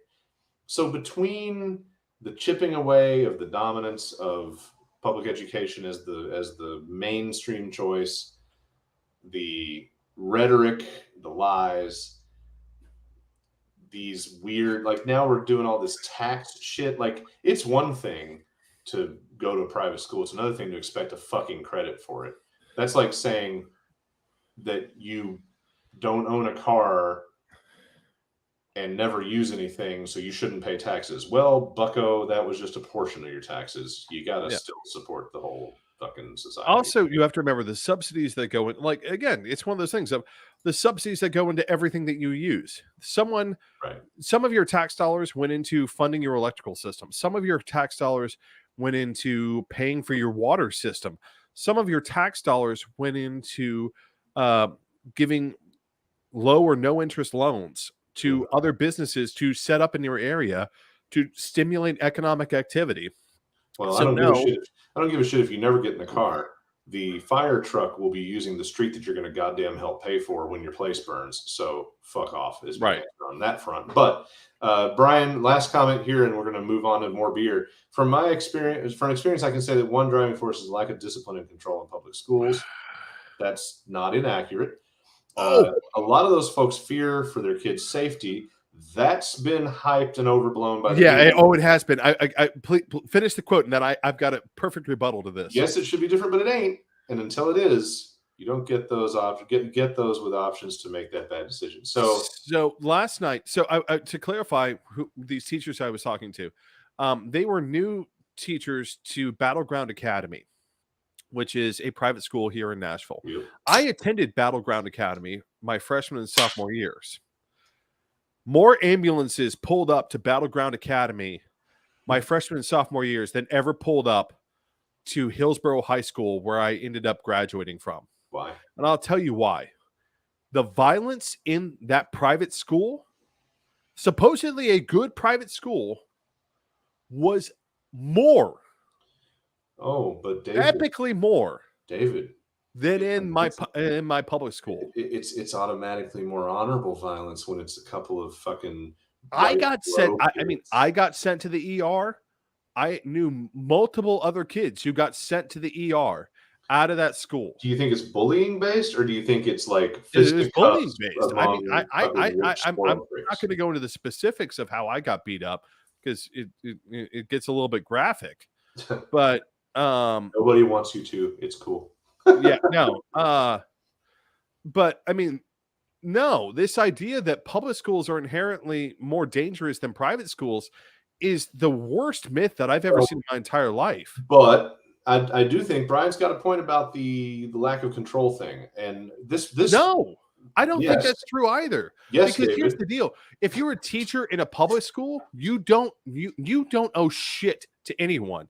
If you're a teacher in a private school, you're saying the same fucking thing. I'm trying. So this is one of my soapboxes: is that people in government service need to be in the business partly of telling the average rube how wrong and stupid they are.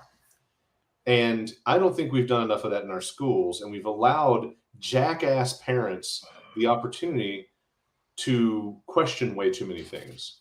And we've taken away the capability of the school to manage a lot of that. And a lot of it's on everybody. It's not a right-wing thing.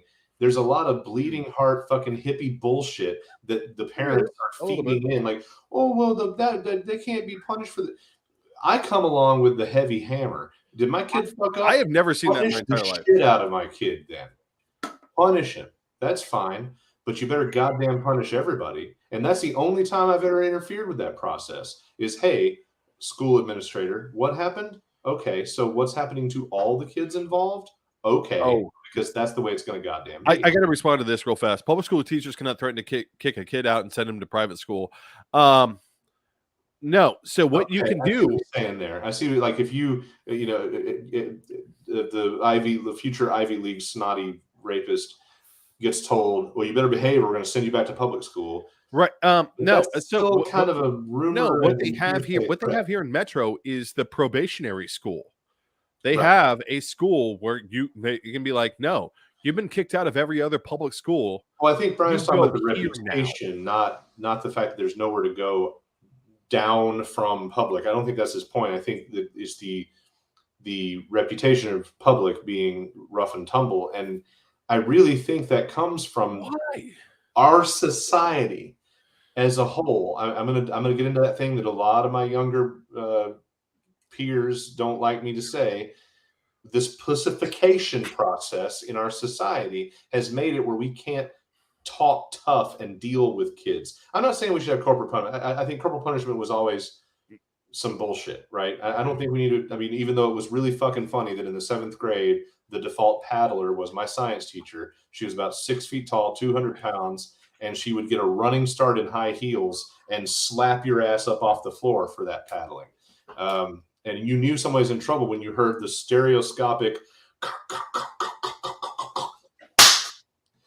And so I don't want to go back to necessarily that, but that same teacher threw loaded chalky erasers at kids that fell asleep in her class, and I goddamn love that and think that should be pretty common. Yeah. There's nothing that doesn't harm anybody, but you can bet your ass nowadays some whiny fucking parent, it's traumatized my child. Fuck you. I will say this. I had a teacher at BGA who would throw like straight up like sharp ass rulers at your fucking head if you fell asleep in his class, or like like he would draw blood. He did. I watched him draw blood. So I've got a friend in the UK that's a teacher, right? And she's in a school with some challenged. It's a boys' school. She's attractive. She's had some catcalls and some shit talk from her students, and they're all, you know, middle school, high school, whatever. In the UK, it's absolutely acceptable that a teacher turns around and tears you down. She has made that tiny dick you're packing can't even begin to compare kinds of insults on these teenagers. And it's normal in British culture to put them in their place and give them a little bit of what they dish out. We need more of that shit in the USA. Yep. And the pussification problem I have with our society is part of that equation. And so I think I don't know if it's pussification. We can argue at length about what causes that, but we need to move on. Yeah. So it's time to drink more beer. Yep. So we're going to put away the war on public education because it's time to drink. And we call this segment Another Round. If you've got it, break it out and join in. Time for another round. David, I'm going to go first real quick. Okay. Well, I mean, I've got mine prepped. I'm just not happy about it.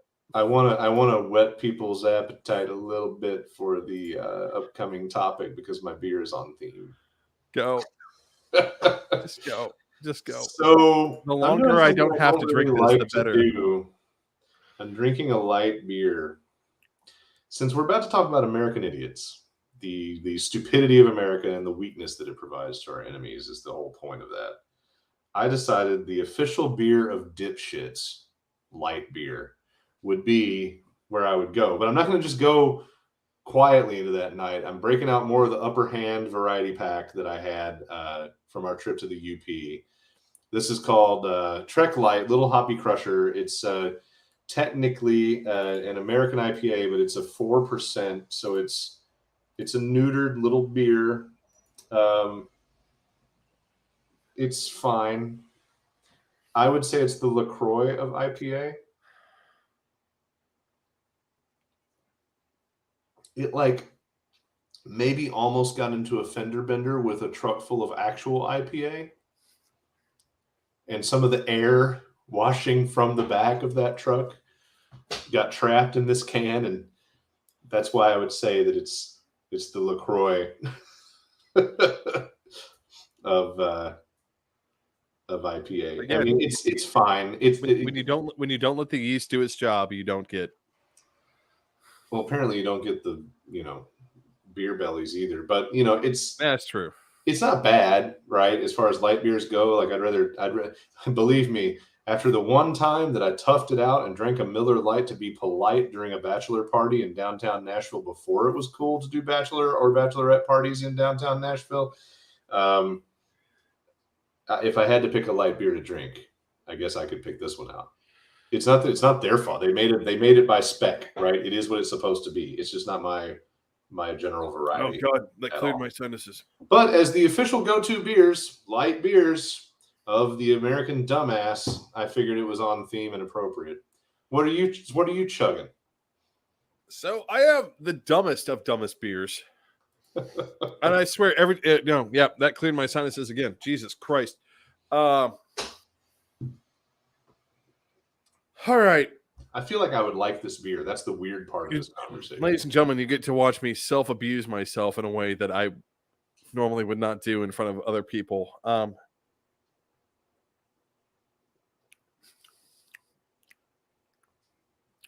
Oh, it's the face. There's the face. We're going to get up close on that face. Why?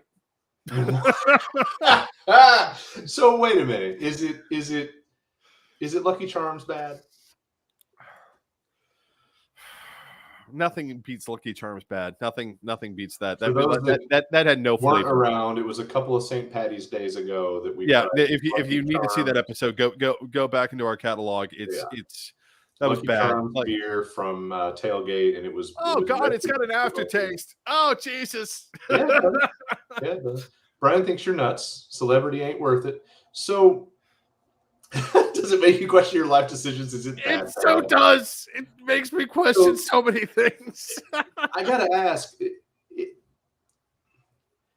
I was always a kid and still. Oh God, it smells bad too. Now that I've gotten used to the smell, I recognize that it smells bad. It's not good.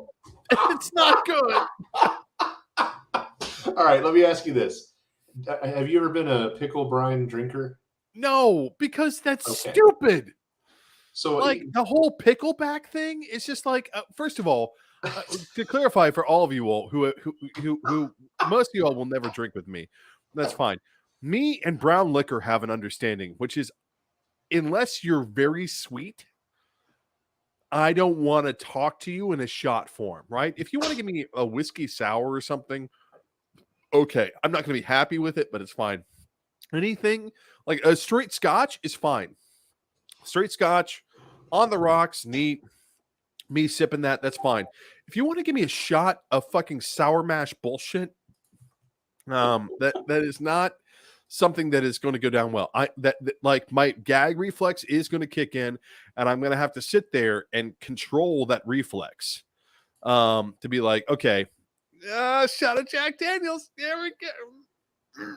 And that's a 5.2% beer, so it's not even going to really do any major work on you. So I've never been a pickleback. I've never been someone who out of a pickle jar. Have you never done that? No.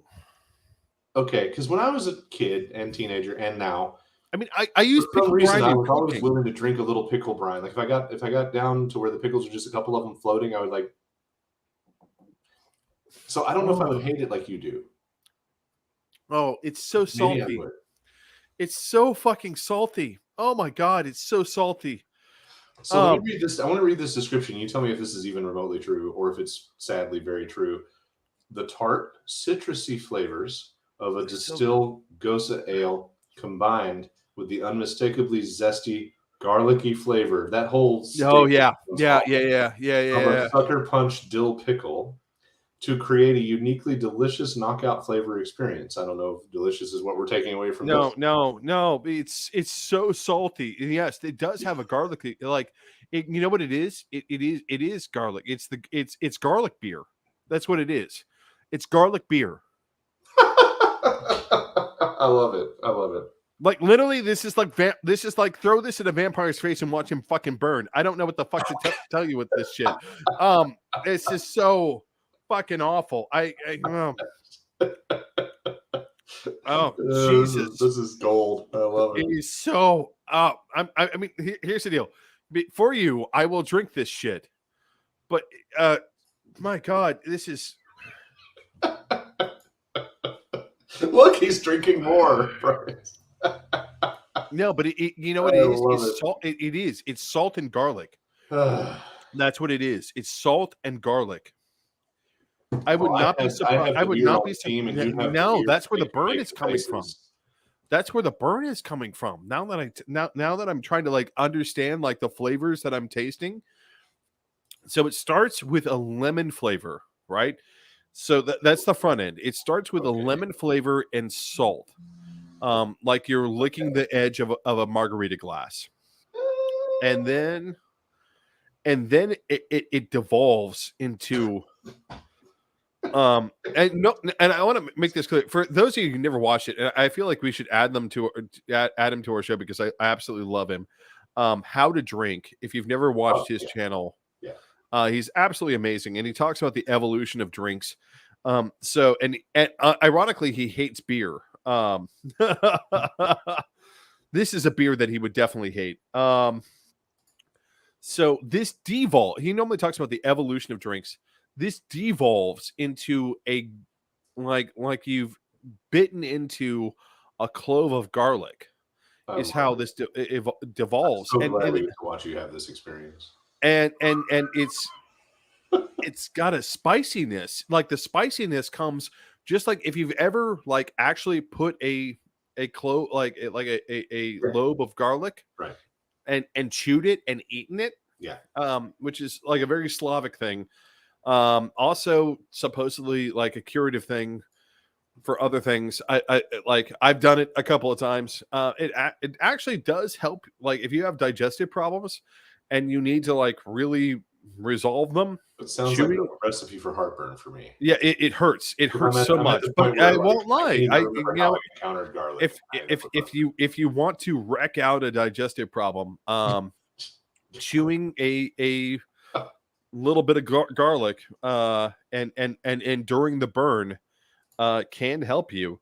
Mostly because I feel like it's like pouring like organic gasoline down your system. Well, I'm looking forward to watching you have to finish all of but it's the garlic flavor adds like this spice bite, and then it finishes with salt because it's just like the brine is just raw salt. It's just I'm so happy about this. It's so. Oh my God! I've never been a fan of the cheap, shitty, weird trends in video streaming now, but currently, I really feel like I want to get this video remixed to zoom in on a pixely, like shitty zoom of your face when you taste it. But I also want to point out the nose. That's what was clearing out my sinuses. The nose is garlic. It just like it's just so much garlic. That's amazing. I love it. All right. So dill pickle sour, not highly recommended, but it's going to be a journey, folks. No, because we're talking about stupid things, and I'm doing a stupid thing. This is what this is all about. Here's what you need. You need a little bit of Brian's love. So we saved this from last time because I was going long on that first beer break. So for tonight, Sunday cookies from True Leave. I hope it's True Leave. I think that's how you'd say that. So tight nuggets, 28% THC, kind of strong. Tastes good, with fruity undertones. I'm McLovin' it.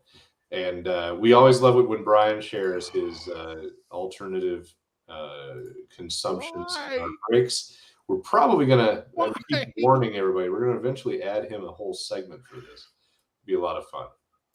But thank you, Brian, for sharing and bringing your own recreation to the table. Will is here. What's up, Will? Good to see you, man. Hi, Will. You get to watch me suffer through drinking pickle brine beer. Enjoy. Brian's taking a page out of David's book. This is kind of a lambic weed. Oh, okay. There we go. I can appreciate that. All right, it's time for the main discussion, and you've probably figured out we're even spreading a lot of these. This one won't be particularly long compared to the others because we have a lot to say about all the things that we've talked about tonight. But it's time to talk about the main thrust of tonight's show, and this came to me in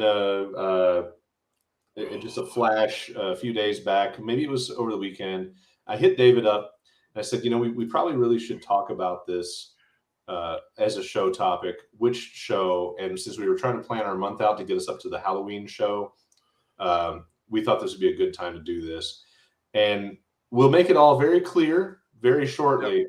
But there's only one way to introduce this topic, and that's as follows.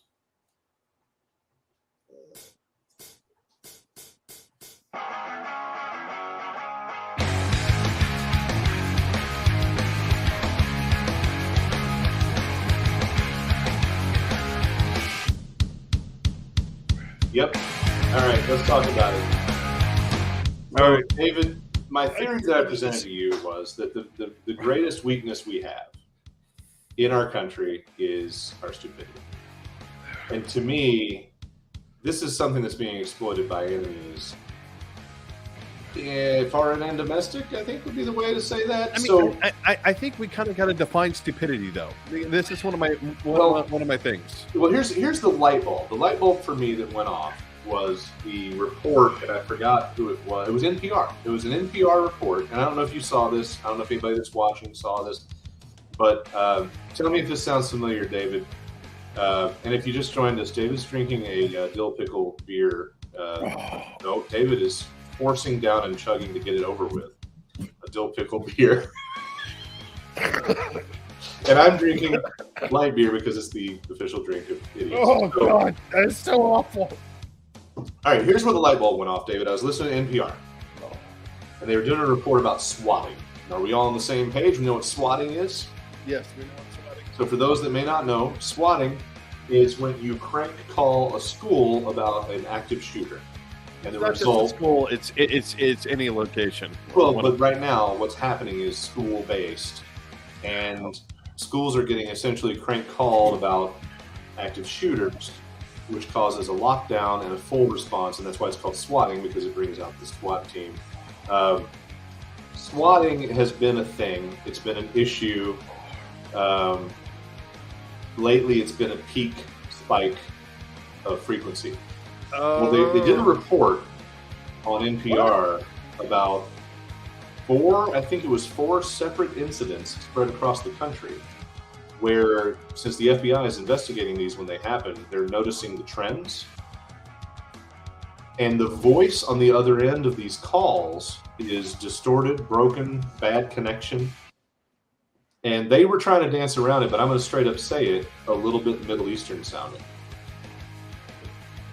So this got me thinking, we don't know, we won't know, we might eventually, but we don't know if it's not just some group or a kid or whatever that's faking it, but the calls are being routed into foreign locations, which could still just be rerouting. It could be US based. But this opens the possibility that the rest of the world looks at our crises and our gun culture and realizes how deep of a hole we're in.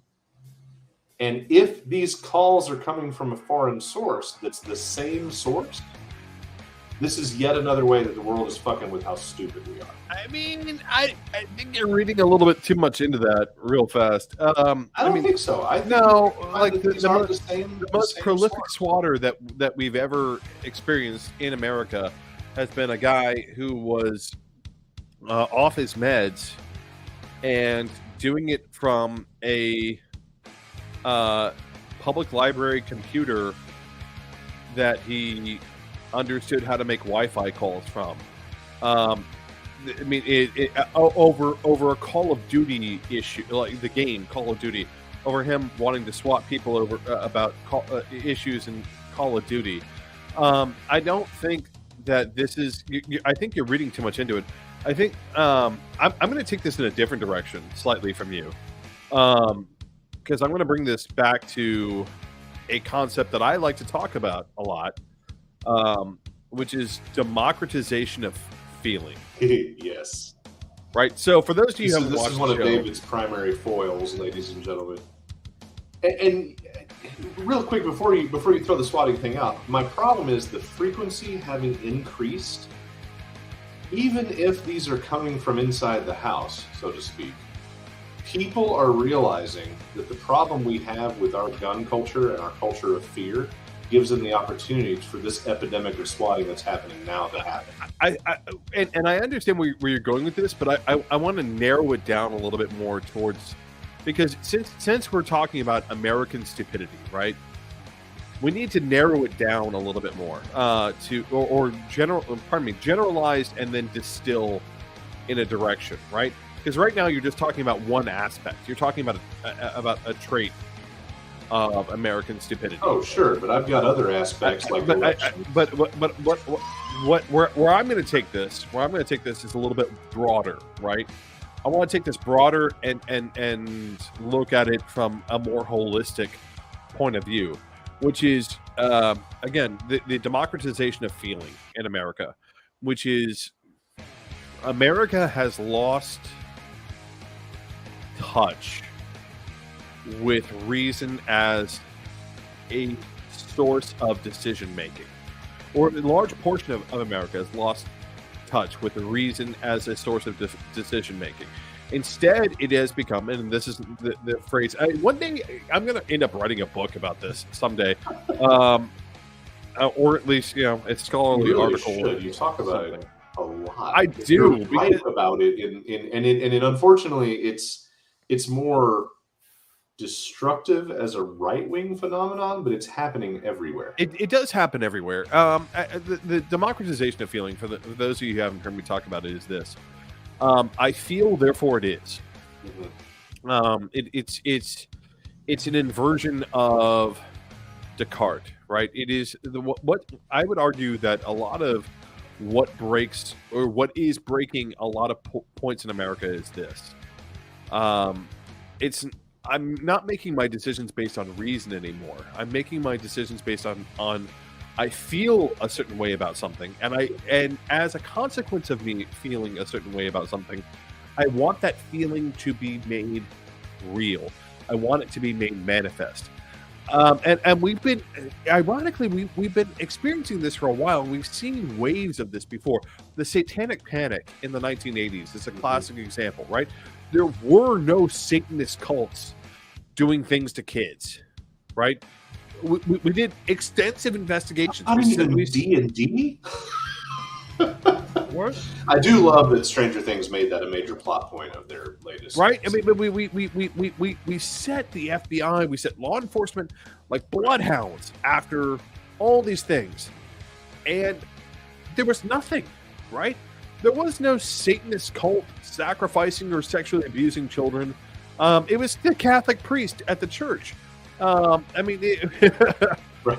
It was not. We feel, and therefore we want that feeling to be made reality. Well, that analogizes really well to the whole human trafficking thing. Like, is there human trafficking? Yes. Is it bad? Yes. Is it just fucking everywhere? No. But because these people need to believe it, they're going to go fucking kill people at pizza places. Right. I mean, pizza places where there's a dungeon in the basement in a place that has no basement. It is this. I want reality to match my feeling about something, and when I say democratization of feeling, where it intersects with our politics is this. Is there communism in America? No, not really. Not in any meaningful way.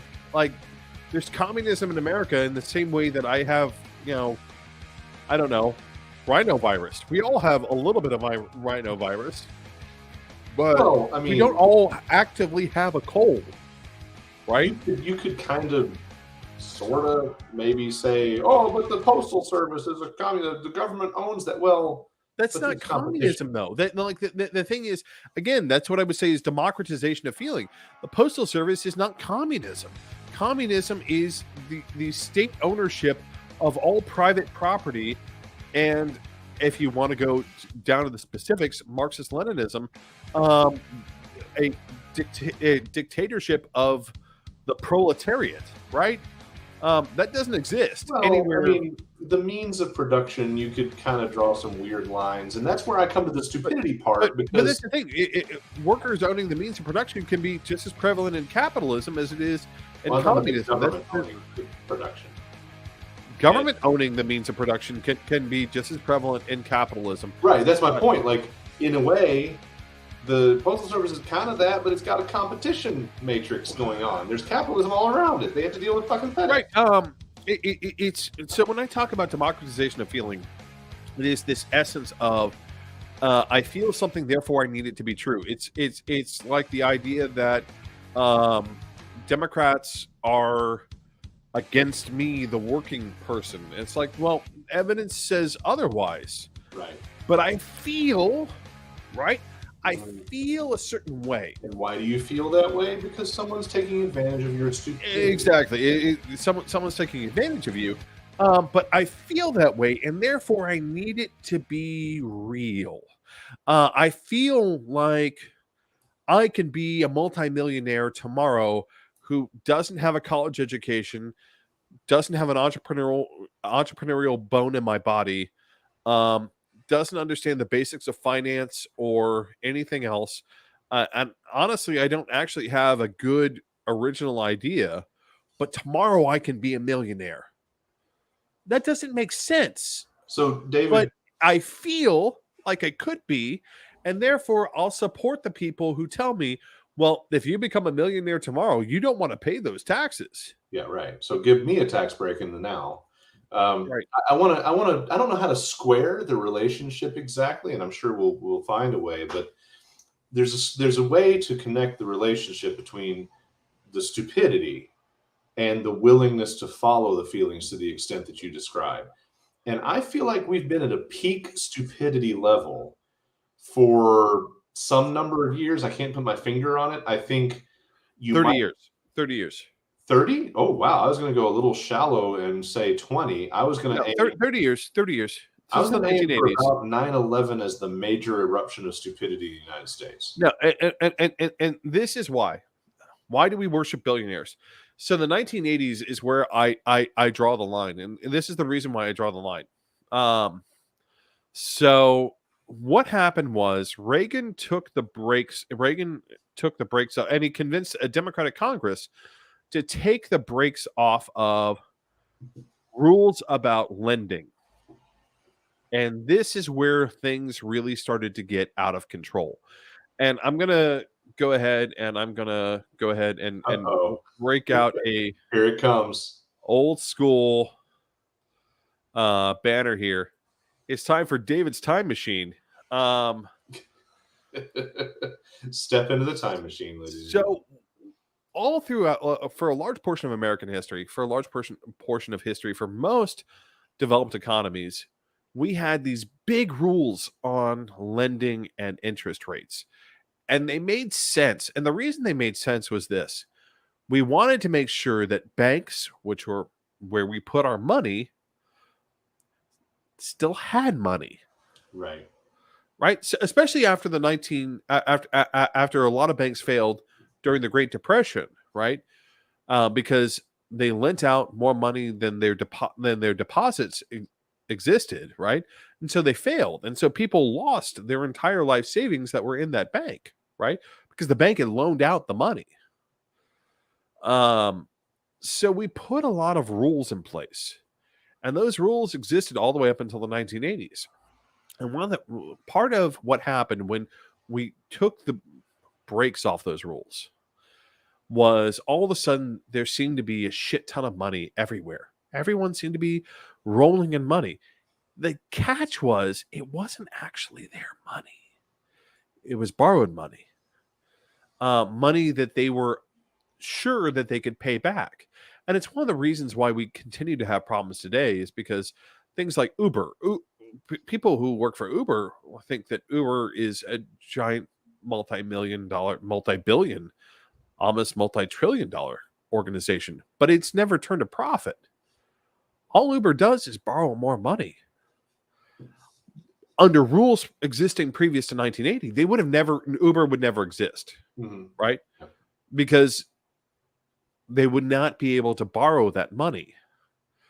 And so if we look back and we try and figure out where this began to break down, it's this idea that you can just continue to borrow more and more and more and more money.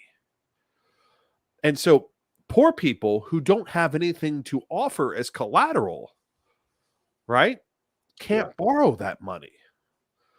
Elon Musk, on the other hand, who does not have $50 billion to buy Twitter, right? Elon Musk doesn't have $50 billion in cash. He does not have, he cannot walk up with giant steamer trunks full of cash to go buy Twitter. Instead, what he has to do is he has to put up his shares of Tesla and SpaceX as collateral. It's all moving around imaginary fake fucking numbers. Right. He has to put up those shares, which are themselves inflated because SpaceX has never turned a profit, and Tesla, I don't believe, I may be wrong, but I'm pretty sure has never turned a profit. But because people are willing to continue to invest money in those, their shares continue to increase in value. And so he can put those up as collateral to borrow the money.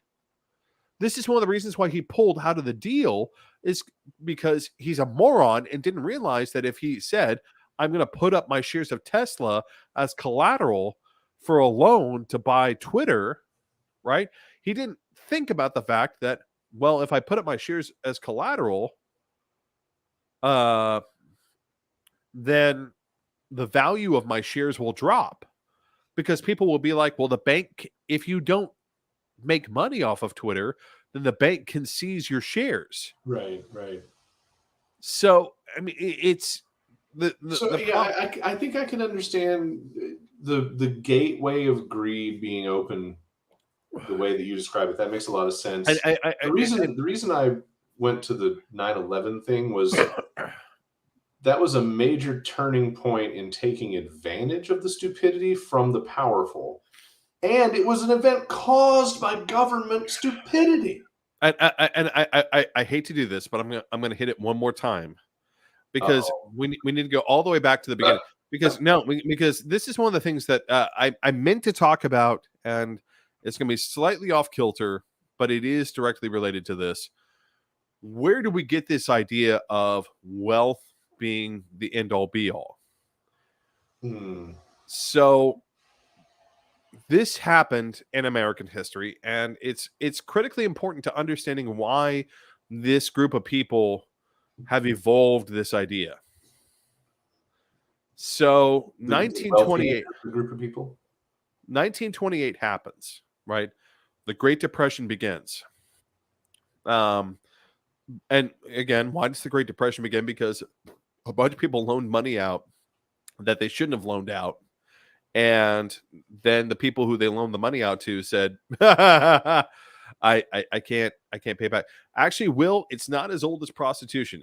In America, it literally, you can trace it back to 1928. And here's why. And this is one of the causes of American stupidity. So if you were a wealthy industrialist and you hadn't completely lost your pants and shirt after 1929, you recognize that there was a problem. And this is why there was a problem. Because what was very recent in world history? In 1918, what happened in Russia? A bunch of communists killed all their fucking masters, right? They went fucking buck wild up there in fucking like Bear Hat land, right? It went bad. It went real dark. It went real dark, real fast, ladies and gentlemen. That's what happens when you mix vodka and absolute fucking depression. And so you had JP, you had like the people at JP Morgan, you had Carnegie, you had all these people now being like, well, shit, the very core of our idea of how capitalism is supposed to work just took a shit. Mm-hmm. Right? We have a problem. Will all these poor people who no longer have jobs and are sitting in bread lines, are they going to go find a rifle and rise up and remove us forcibly from our position? Are we going to have a communist revolution in America? That was a genuine question that had to be asked in 1929. Which I feel like we're teetering in those kinds of spaces today. We're teetering, and I want to explain what their response was. And honestly, it was one of the most brilliant response, and it honestly helps connect American stupidity today. Also, our conversation about schools today, which their response was, we need someone to speak up for us. We need someone to say that capitalism is not bad. Who do people trust? Well, they don't trust politicians. They don't trust judges. They trust preachers. Mm-hmm. And I want to give you an example. Carnival actually does a great example. It's a defunct old HBO series, but they actually do a great example of it. I think, right? Yeah. You're really a Carnival fan. I couldn't stick with it. It got slow for me. But it is slow. It is slow, honestly. But one of the things that these industrialists did was they started funding traveling revival shows. And one of the things that these traveling revival shows started preaching was, wealth is a sign that God has blessed you. Mm-hmm. Right? That was one of the things, which honestly, through prosperity gospel propaganda, through the first Great Awakening, the second Great Awakening, all these other religious movements that had happened, even Millerism, right? All these other religious movements that have happened in America from crazy ass fucking people who again, as an Episcopalian, I look at all of them and be like, what the fuck is wrong with you people? But through all of that, this had never been evolved as a philosophy of existence. And this is, again, I would argue, one of the things that has contributed to this idea of I feel it, therefore it must be real, because these preachers were going around to these poor towns, to these poor people and saying, listen, if you believe, and if you go to televangelists now, there is still a huge market in this. I have a good friend whose parents do this, and he's so upset about it all the time, which is, if you send me $1,000, it is seed money to God, and he will bring that wealth back to you. Right? You see this hand, he will bring it back to you 100-fold.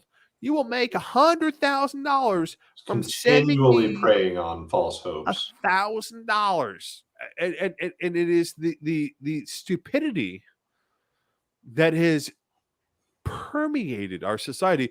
I would argue begins at this point in 1929 with these industrialists sending these preachers around, preaching this gospel of prosperity, preaching regularly a racist philosophy, because you're not doing yourself any favors getting rid of my theory about religion being the source of a whole hell of a fuckload of problems. But the thing is, this isn't like, again, I belong to a religious sect and we didn't have this problem.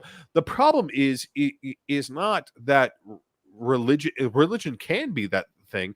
I want you to look at modern day India with fascist Hinduism, which is rapidly consuming the country, both economically and socially, to the vile detriment of the country. There is a point at which, if you understand where the guidelines are, where the lines are, right? So my religion ends at the state house door, right? Mm-hmm. My religion ends when I walk into the voting booth. My religion ends when I engage with someone who is not part of my religion. And Why? you've been sadly a minority in that. Now we're seeing the trend coming away, and people are becoming less religious declared, and I think that gives us a little sign of hope. But if you fast forward into the stupidity realm, you know, the reason I focused in on 9/11 because it's so impactful, because it was the biggest chance for complete inept rubes to convince Americans, oh, but there's danger, and the only way to be safe is to support us. And then you fast forward to people like Trump that are champions of the stupid. Trumpism, MAGA, whatever, it's just the championing. There's no difference between it and I will say this: there's no difference between it and a religion, right? That's true. That's true. There's a reason it feels like a cult, because it is a cult. And for me, what I see is the enemy's foreign and domestic problem. If you consider Trump what he is, a leader of domestic terrorism, then that's an enemy domestic taking advantage of the stupidity weakness in our country. But if you look at Putin and his interference with the 2016 election, that, to me, who needs nukes when you can count on American idiots? You can count on people being stupid enough to fall for the horse shit being planted and injected into the discourse, mostly through social media. And I have to connect some of the gullibility, what David was mentioning. You know, some of the prosperity gospel suckers are the same kind of breed, I would say, as the, oh, well, my uncle just shared this wild story of ridiculous conspiracy theory on Facebook. Now I believe it, unwashed with no analysis, and I'm going to share it with the rest of the world. And if anybody dares question it or tries to present facts to me, I'm going to claim that it's fake news and they're part of the problem, and it's all the bias of the liberal media overlords and the conspiracy to control our free speech, and just the tailspin of stupidity in, I would say, 10 years has been just remarkably accelerated. And as much of an internet guy, as much of a social media guy, a marketing guy, a tech-centric individual, etc., I have to admit that I really feel like that's a piece of it. We're too stupid for mass communication as a society, as a species. We're definitely too stupid for social media. And we found a way to fuck it up. Fuck all of it up. And that's concerning. I don't know how to square that. I don't know how to say that humanity deserves that privilege, because it hasn't worked the fuck out. So when you look at stuff like the war in Ukraine, Putin's just playing the same game. Putin's betting that if he just says enough times that Ukraine is the aggressor, Ukraine is a bunch of Nazis, if he just lies hard enough, often enough to people there and people here, that he can get away with it. And that's why I see it as a huge weakness. You know, we have been through so many eras where we examined our enemies and what they could take advantage of in us. And it used to be physical. It used to be a question of who's got the army, you know, are we funding defense? Now it's a question of, are we just stupid enough that we'll have American citizens, like they do right now, supporting Putin's war? No, we've had that problem. He knows that. He is a foreign enemy that knows that. And that's we've had that problem before. We've had that problem before. We have definitely had that problem before. We had that problem in 1812. We had that problem in 1914. We had that problem even in World War II. Remember that Madison Square Garden was populated by Nazis. There were Americans I don't know who what were of percentages, German though. descent who went and served in the Wehrmacht. But We've how do always the had that problem. percentages line up, though? I really feel like we have a huge number of people now that Nah, are not suckers compared to any given population percentage in the past. nah. I wouldn't go that far. I wouldn't go that Really?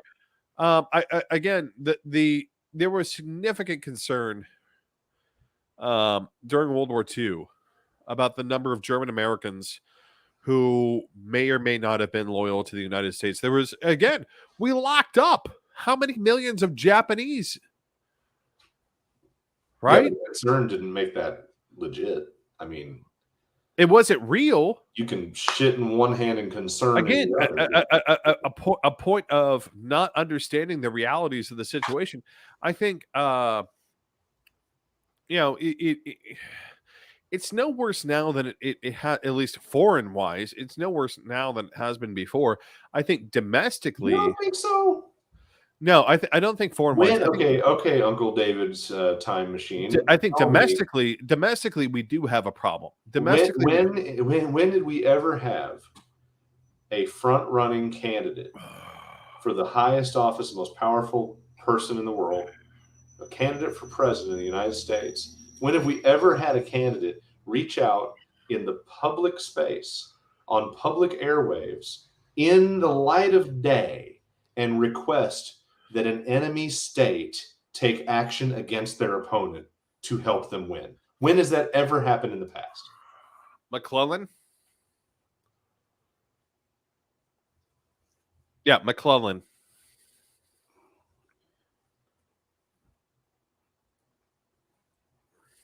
Where did that really go, though? Where did it go? McClellan lost violently. I think the success factor with Trump is a big red flag. It's No, different. Unique. It's fucked up. The success factor with Trump, I think, I don't think we have to worry about a foreign enemy. I think we have to worry about a domestic enemy. I think we are spiraling ever closer towards a civil war. Again, I don't think it's going to be like that horse that we beat that horse so much. On this I know show. we do, but the problem is that this is where this stupidity, this is where this idiocy is going. Is and this is, again, I hate to hit the time machine again, but I mean it's the reality is that the stupidity, like you even commented on the post that I said the other day about, like, oh, the Confederates just wanted to take their marbles and go home. No, this was part of an organized plan in their heads, right? About, we're going to declare independence, then we're going to invade Mexico and Cuba, and maybe then invade the northern states. We definitely want to quarantine everything west of the Mississippi so that we can continue to perpetuate plantations. Why? Because it made perfect sense to them. Like, there's a bunch of farmland. Well, why wouldn't I put a plantation with a bunch of slaves on it, right? That's what we do with farmland. That's what we do with farmland. I mean, there is anytime you run into these people who are absolutely dead set on authoritarianism, on the idea that I will rise above these other people, exclude them, and somehow I will be made a minor prince or count or king or whatever, right? This idea that I have the power to seize authority for myself above others will always be present. The problem is the stupidity arises when you get a whole mass of people who are all convinced that they're going to be the next Duke of Ohio, right? But here's the thing that strikes me, David. It seems like the lack of education and understanding about how shit works, the lack of desire to question face value information. Also true for a long time. But all of these things seem to be. Otherwise, how would snake oil have ever been a thing? These things seem to be at a peak of the reason they're standing out. The reason they're standing out is because, and I reposted this the other day on my page, and to me, it's the great tragedy of America. The great tragedy of America is this: we are the most ridiculously wealthy, ridiculously powerful entity in the history of fucking humanity. Right? There is nothing that even approaches us. The Roman Empire, that's small fries. The Byzantine Empire, in terms of its technological improvements over other countries, nah. Even the Islamic Renaissance, right, which figured out chemistry and all sorts of other things. We are so far beyond that. It boggles the mind over how far and above we are above everything and everyone else around us. Now, are there things that the Chinese have that we don't? Yes. Are there things that the Europeans have that we don't? Yes. But generally speaking, for day-to-day things, for the access to all sorts of things, we are so far and above everything else. It's mind-boggling. Yeah. But this is the great tragedy of America. If you are hungry, you can be fed. All you have to do is get a majority of you and your neighbors to sit around and vote, and you will be fed with whatever you want to eat. If your clothes are worn out, if you need new clothes, if you need something new, get a majority of your neighbors together, you will be clothed. If you are tired, if you are bored, you can have literally whatever you want. Period. The only rule is that whatever you get, your neighbor has to have also. And that's where it breaks down. That's where the American idiocy truly lies, in my opinion. Do you think that's human nature or unique?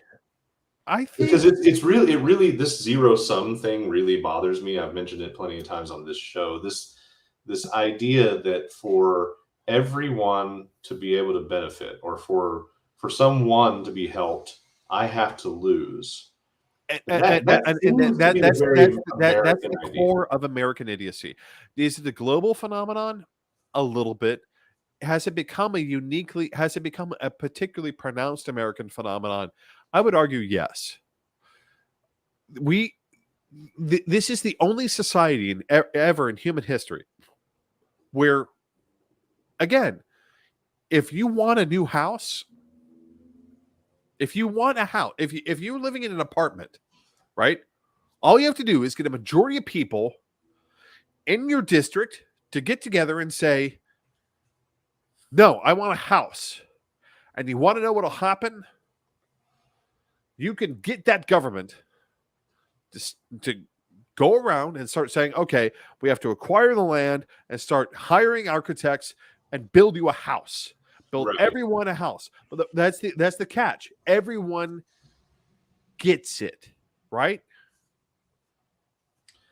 Brian says, "Is that what Franklin warned against?" No, it isn't. And here's why. Franklin warned him against, like, what is democracy? Is two wolves and sheep arguing over what's for dinner. That's not what this is about. Two wolves and a sheep is arguing about taking something from someone who can't defend themselves. Right? We all have the opportunity to defend ourselves. Franklin was worried about minority opinions and minority views being crushed by the majority, right? We're not talking about defenseless people. Right? We're talking about Bezos, who has enough money to send what is it, like $1,000 check to every American? Right? $1,000 check. Bezos could liquidate his wealth tomorrow and send $1,000 check to every 400 million Americans. That doesn't make any sense. And Brian's talking about the citizens voting themselves riches. We certainly have that in Here's the problem, government. Brian. They did vote themselves riches. That's what the tax cuts were. The tax cuts voted the wealthiest riches. And based on blind faith and the stupidity, they got the support of the people. The problem is, and this is the thing that I don't think Franklin ever imagined properly, was what happens when one of the wolves convinces the sheep to vote with him. Yeah, that's what's happened. That's definitely what's happened. And if we want to look at what has broken down in America about why this is not working anymore, it is when we have this power, right? The great tragedy of America of no one needs to be homeless, no one needs to be hungry, no one needs to be uneducated, no one needs to be unclothed, no one needs to be even unentertained. Yeah, right. No one. No, there's no reason for any of it. Yeah. Except for us continuously voting to give more money to the greediest amongst us. Yeah, that's true. I like Brian's point here. It's a great way to close this off. We were handed a system that was made for better people. And my question always is humanity capable of being better people? I'm not sure I know the answer. You know what? I think we are. I think that the problem is that it takes a certain, like I said, it takes a certain degree of prodding. It takes, like I said, getting rid of private schools. Make everyone sit in the same, dissolve this caste system that we've built in America. So going back to everyone go to school. Push-pull, you're a little bit more push. And I think in a lot of cases we need some more push. But we have to have the will to do it, or we have to have the people that are in the true majority stand up and actually, fight for it? Push the push, right? Yeah. Well, we are at the line, folks. We are so at the line. We are so we've had so much more to drink. Honestly, I feel like the bad beer situation set us back at least 20 minutes. You know what though? Sometimes we don't get into enough beer conversation, so I think it's really good that we gave that a little bit of extra screen time this time. So if you're just joining us for the first time, you've never been here, thank you for joining us. If you're coming back for the 30th time, also thank you. New for us is brewingcontroversy.com. It makes it easy to tell people about the show, which means you should tell people about the show. Neither of us is ever going to make a living doing this. That's probably not impossible, but it's highly unlikely because we don't have enough control of our mouths to work for the man and be beholden. No, we really don't. But it's our hobby and our American duty, and one of these days, if we get the money to pay for a domain and a case of beer, good for us. So please share, spread the word, all that good shit. And we love you for doing so. That's basically all we can ask. And we're glad that you can join us. And with that, David, it's that time of the night, and the only thing left to say is good night. Good evening. And good luck. Good luck.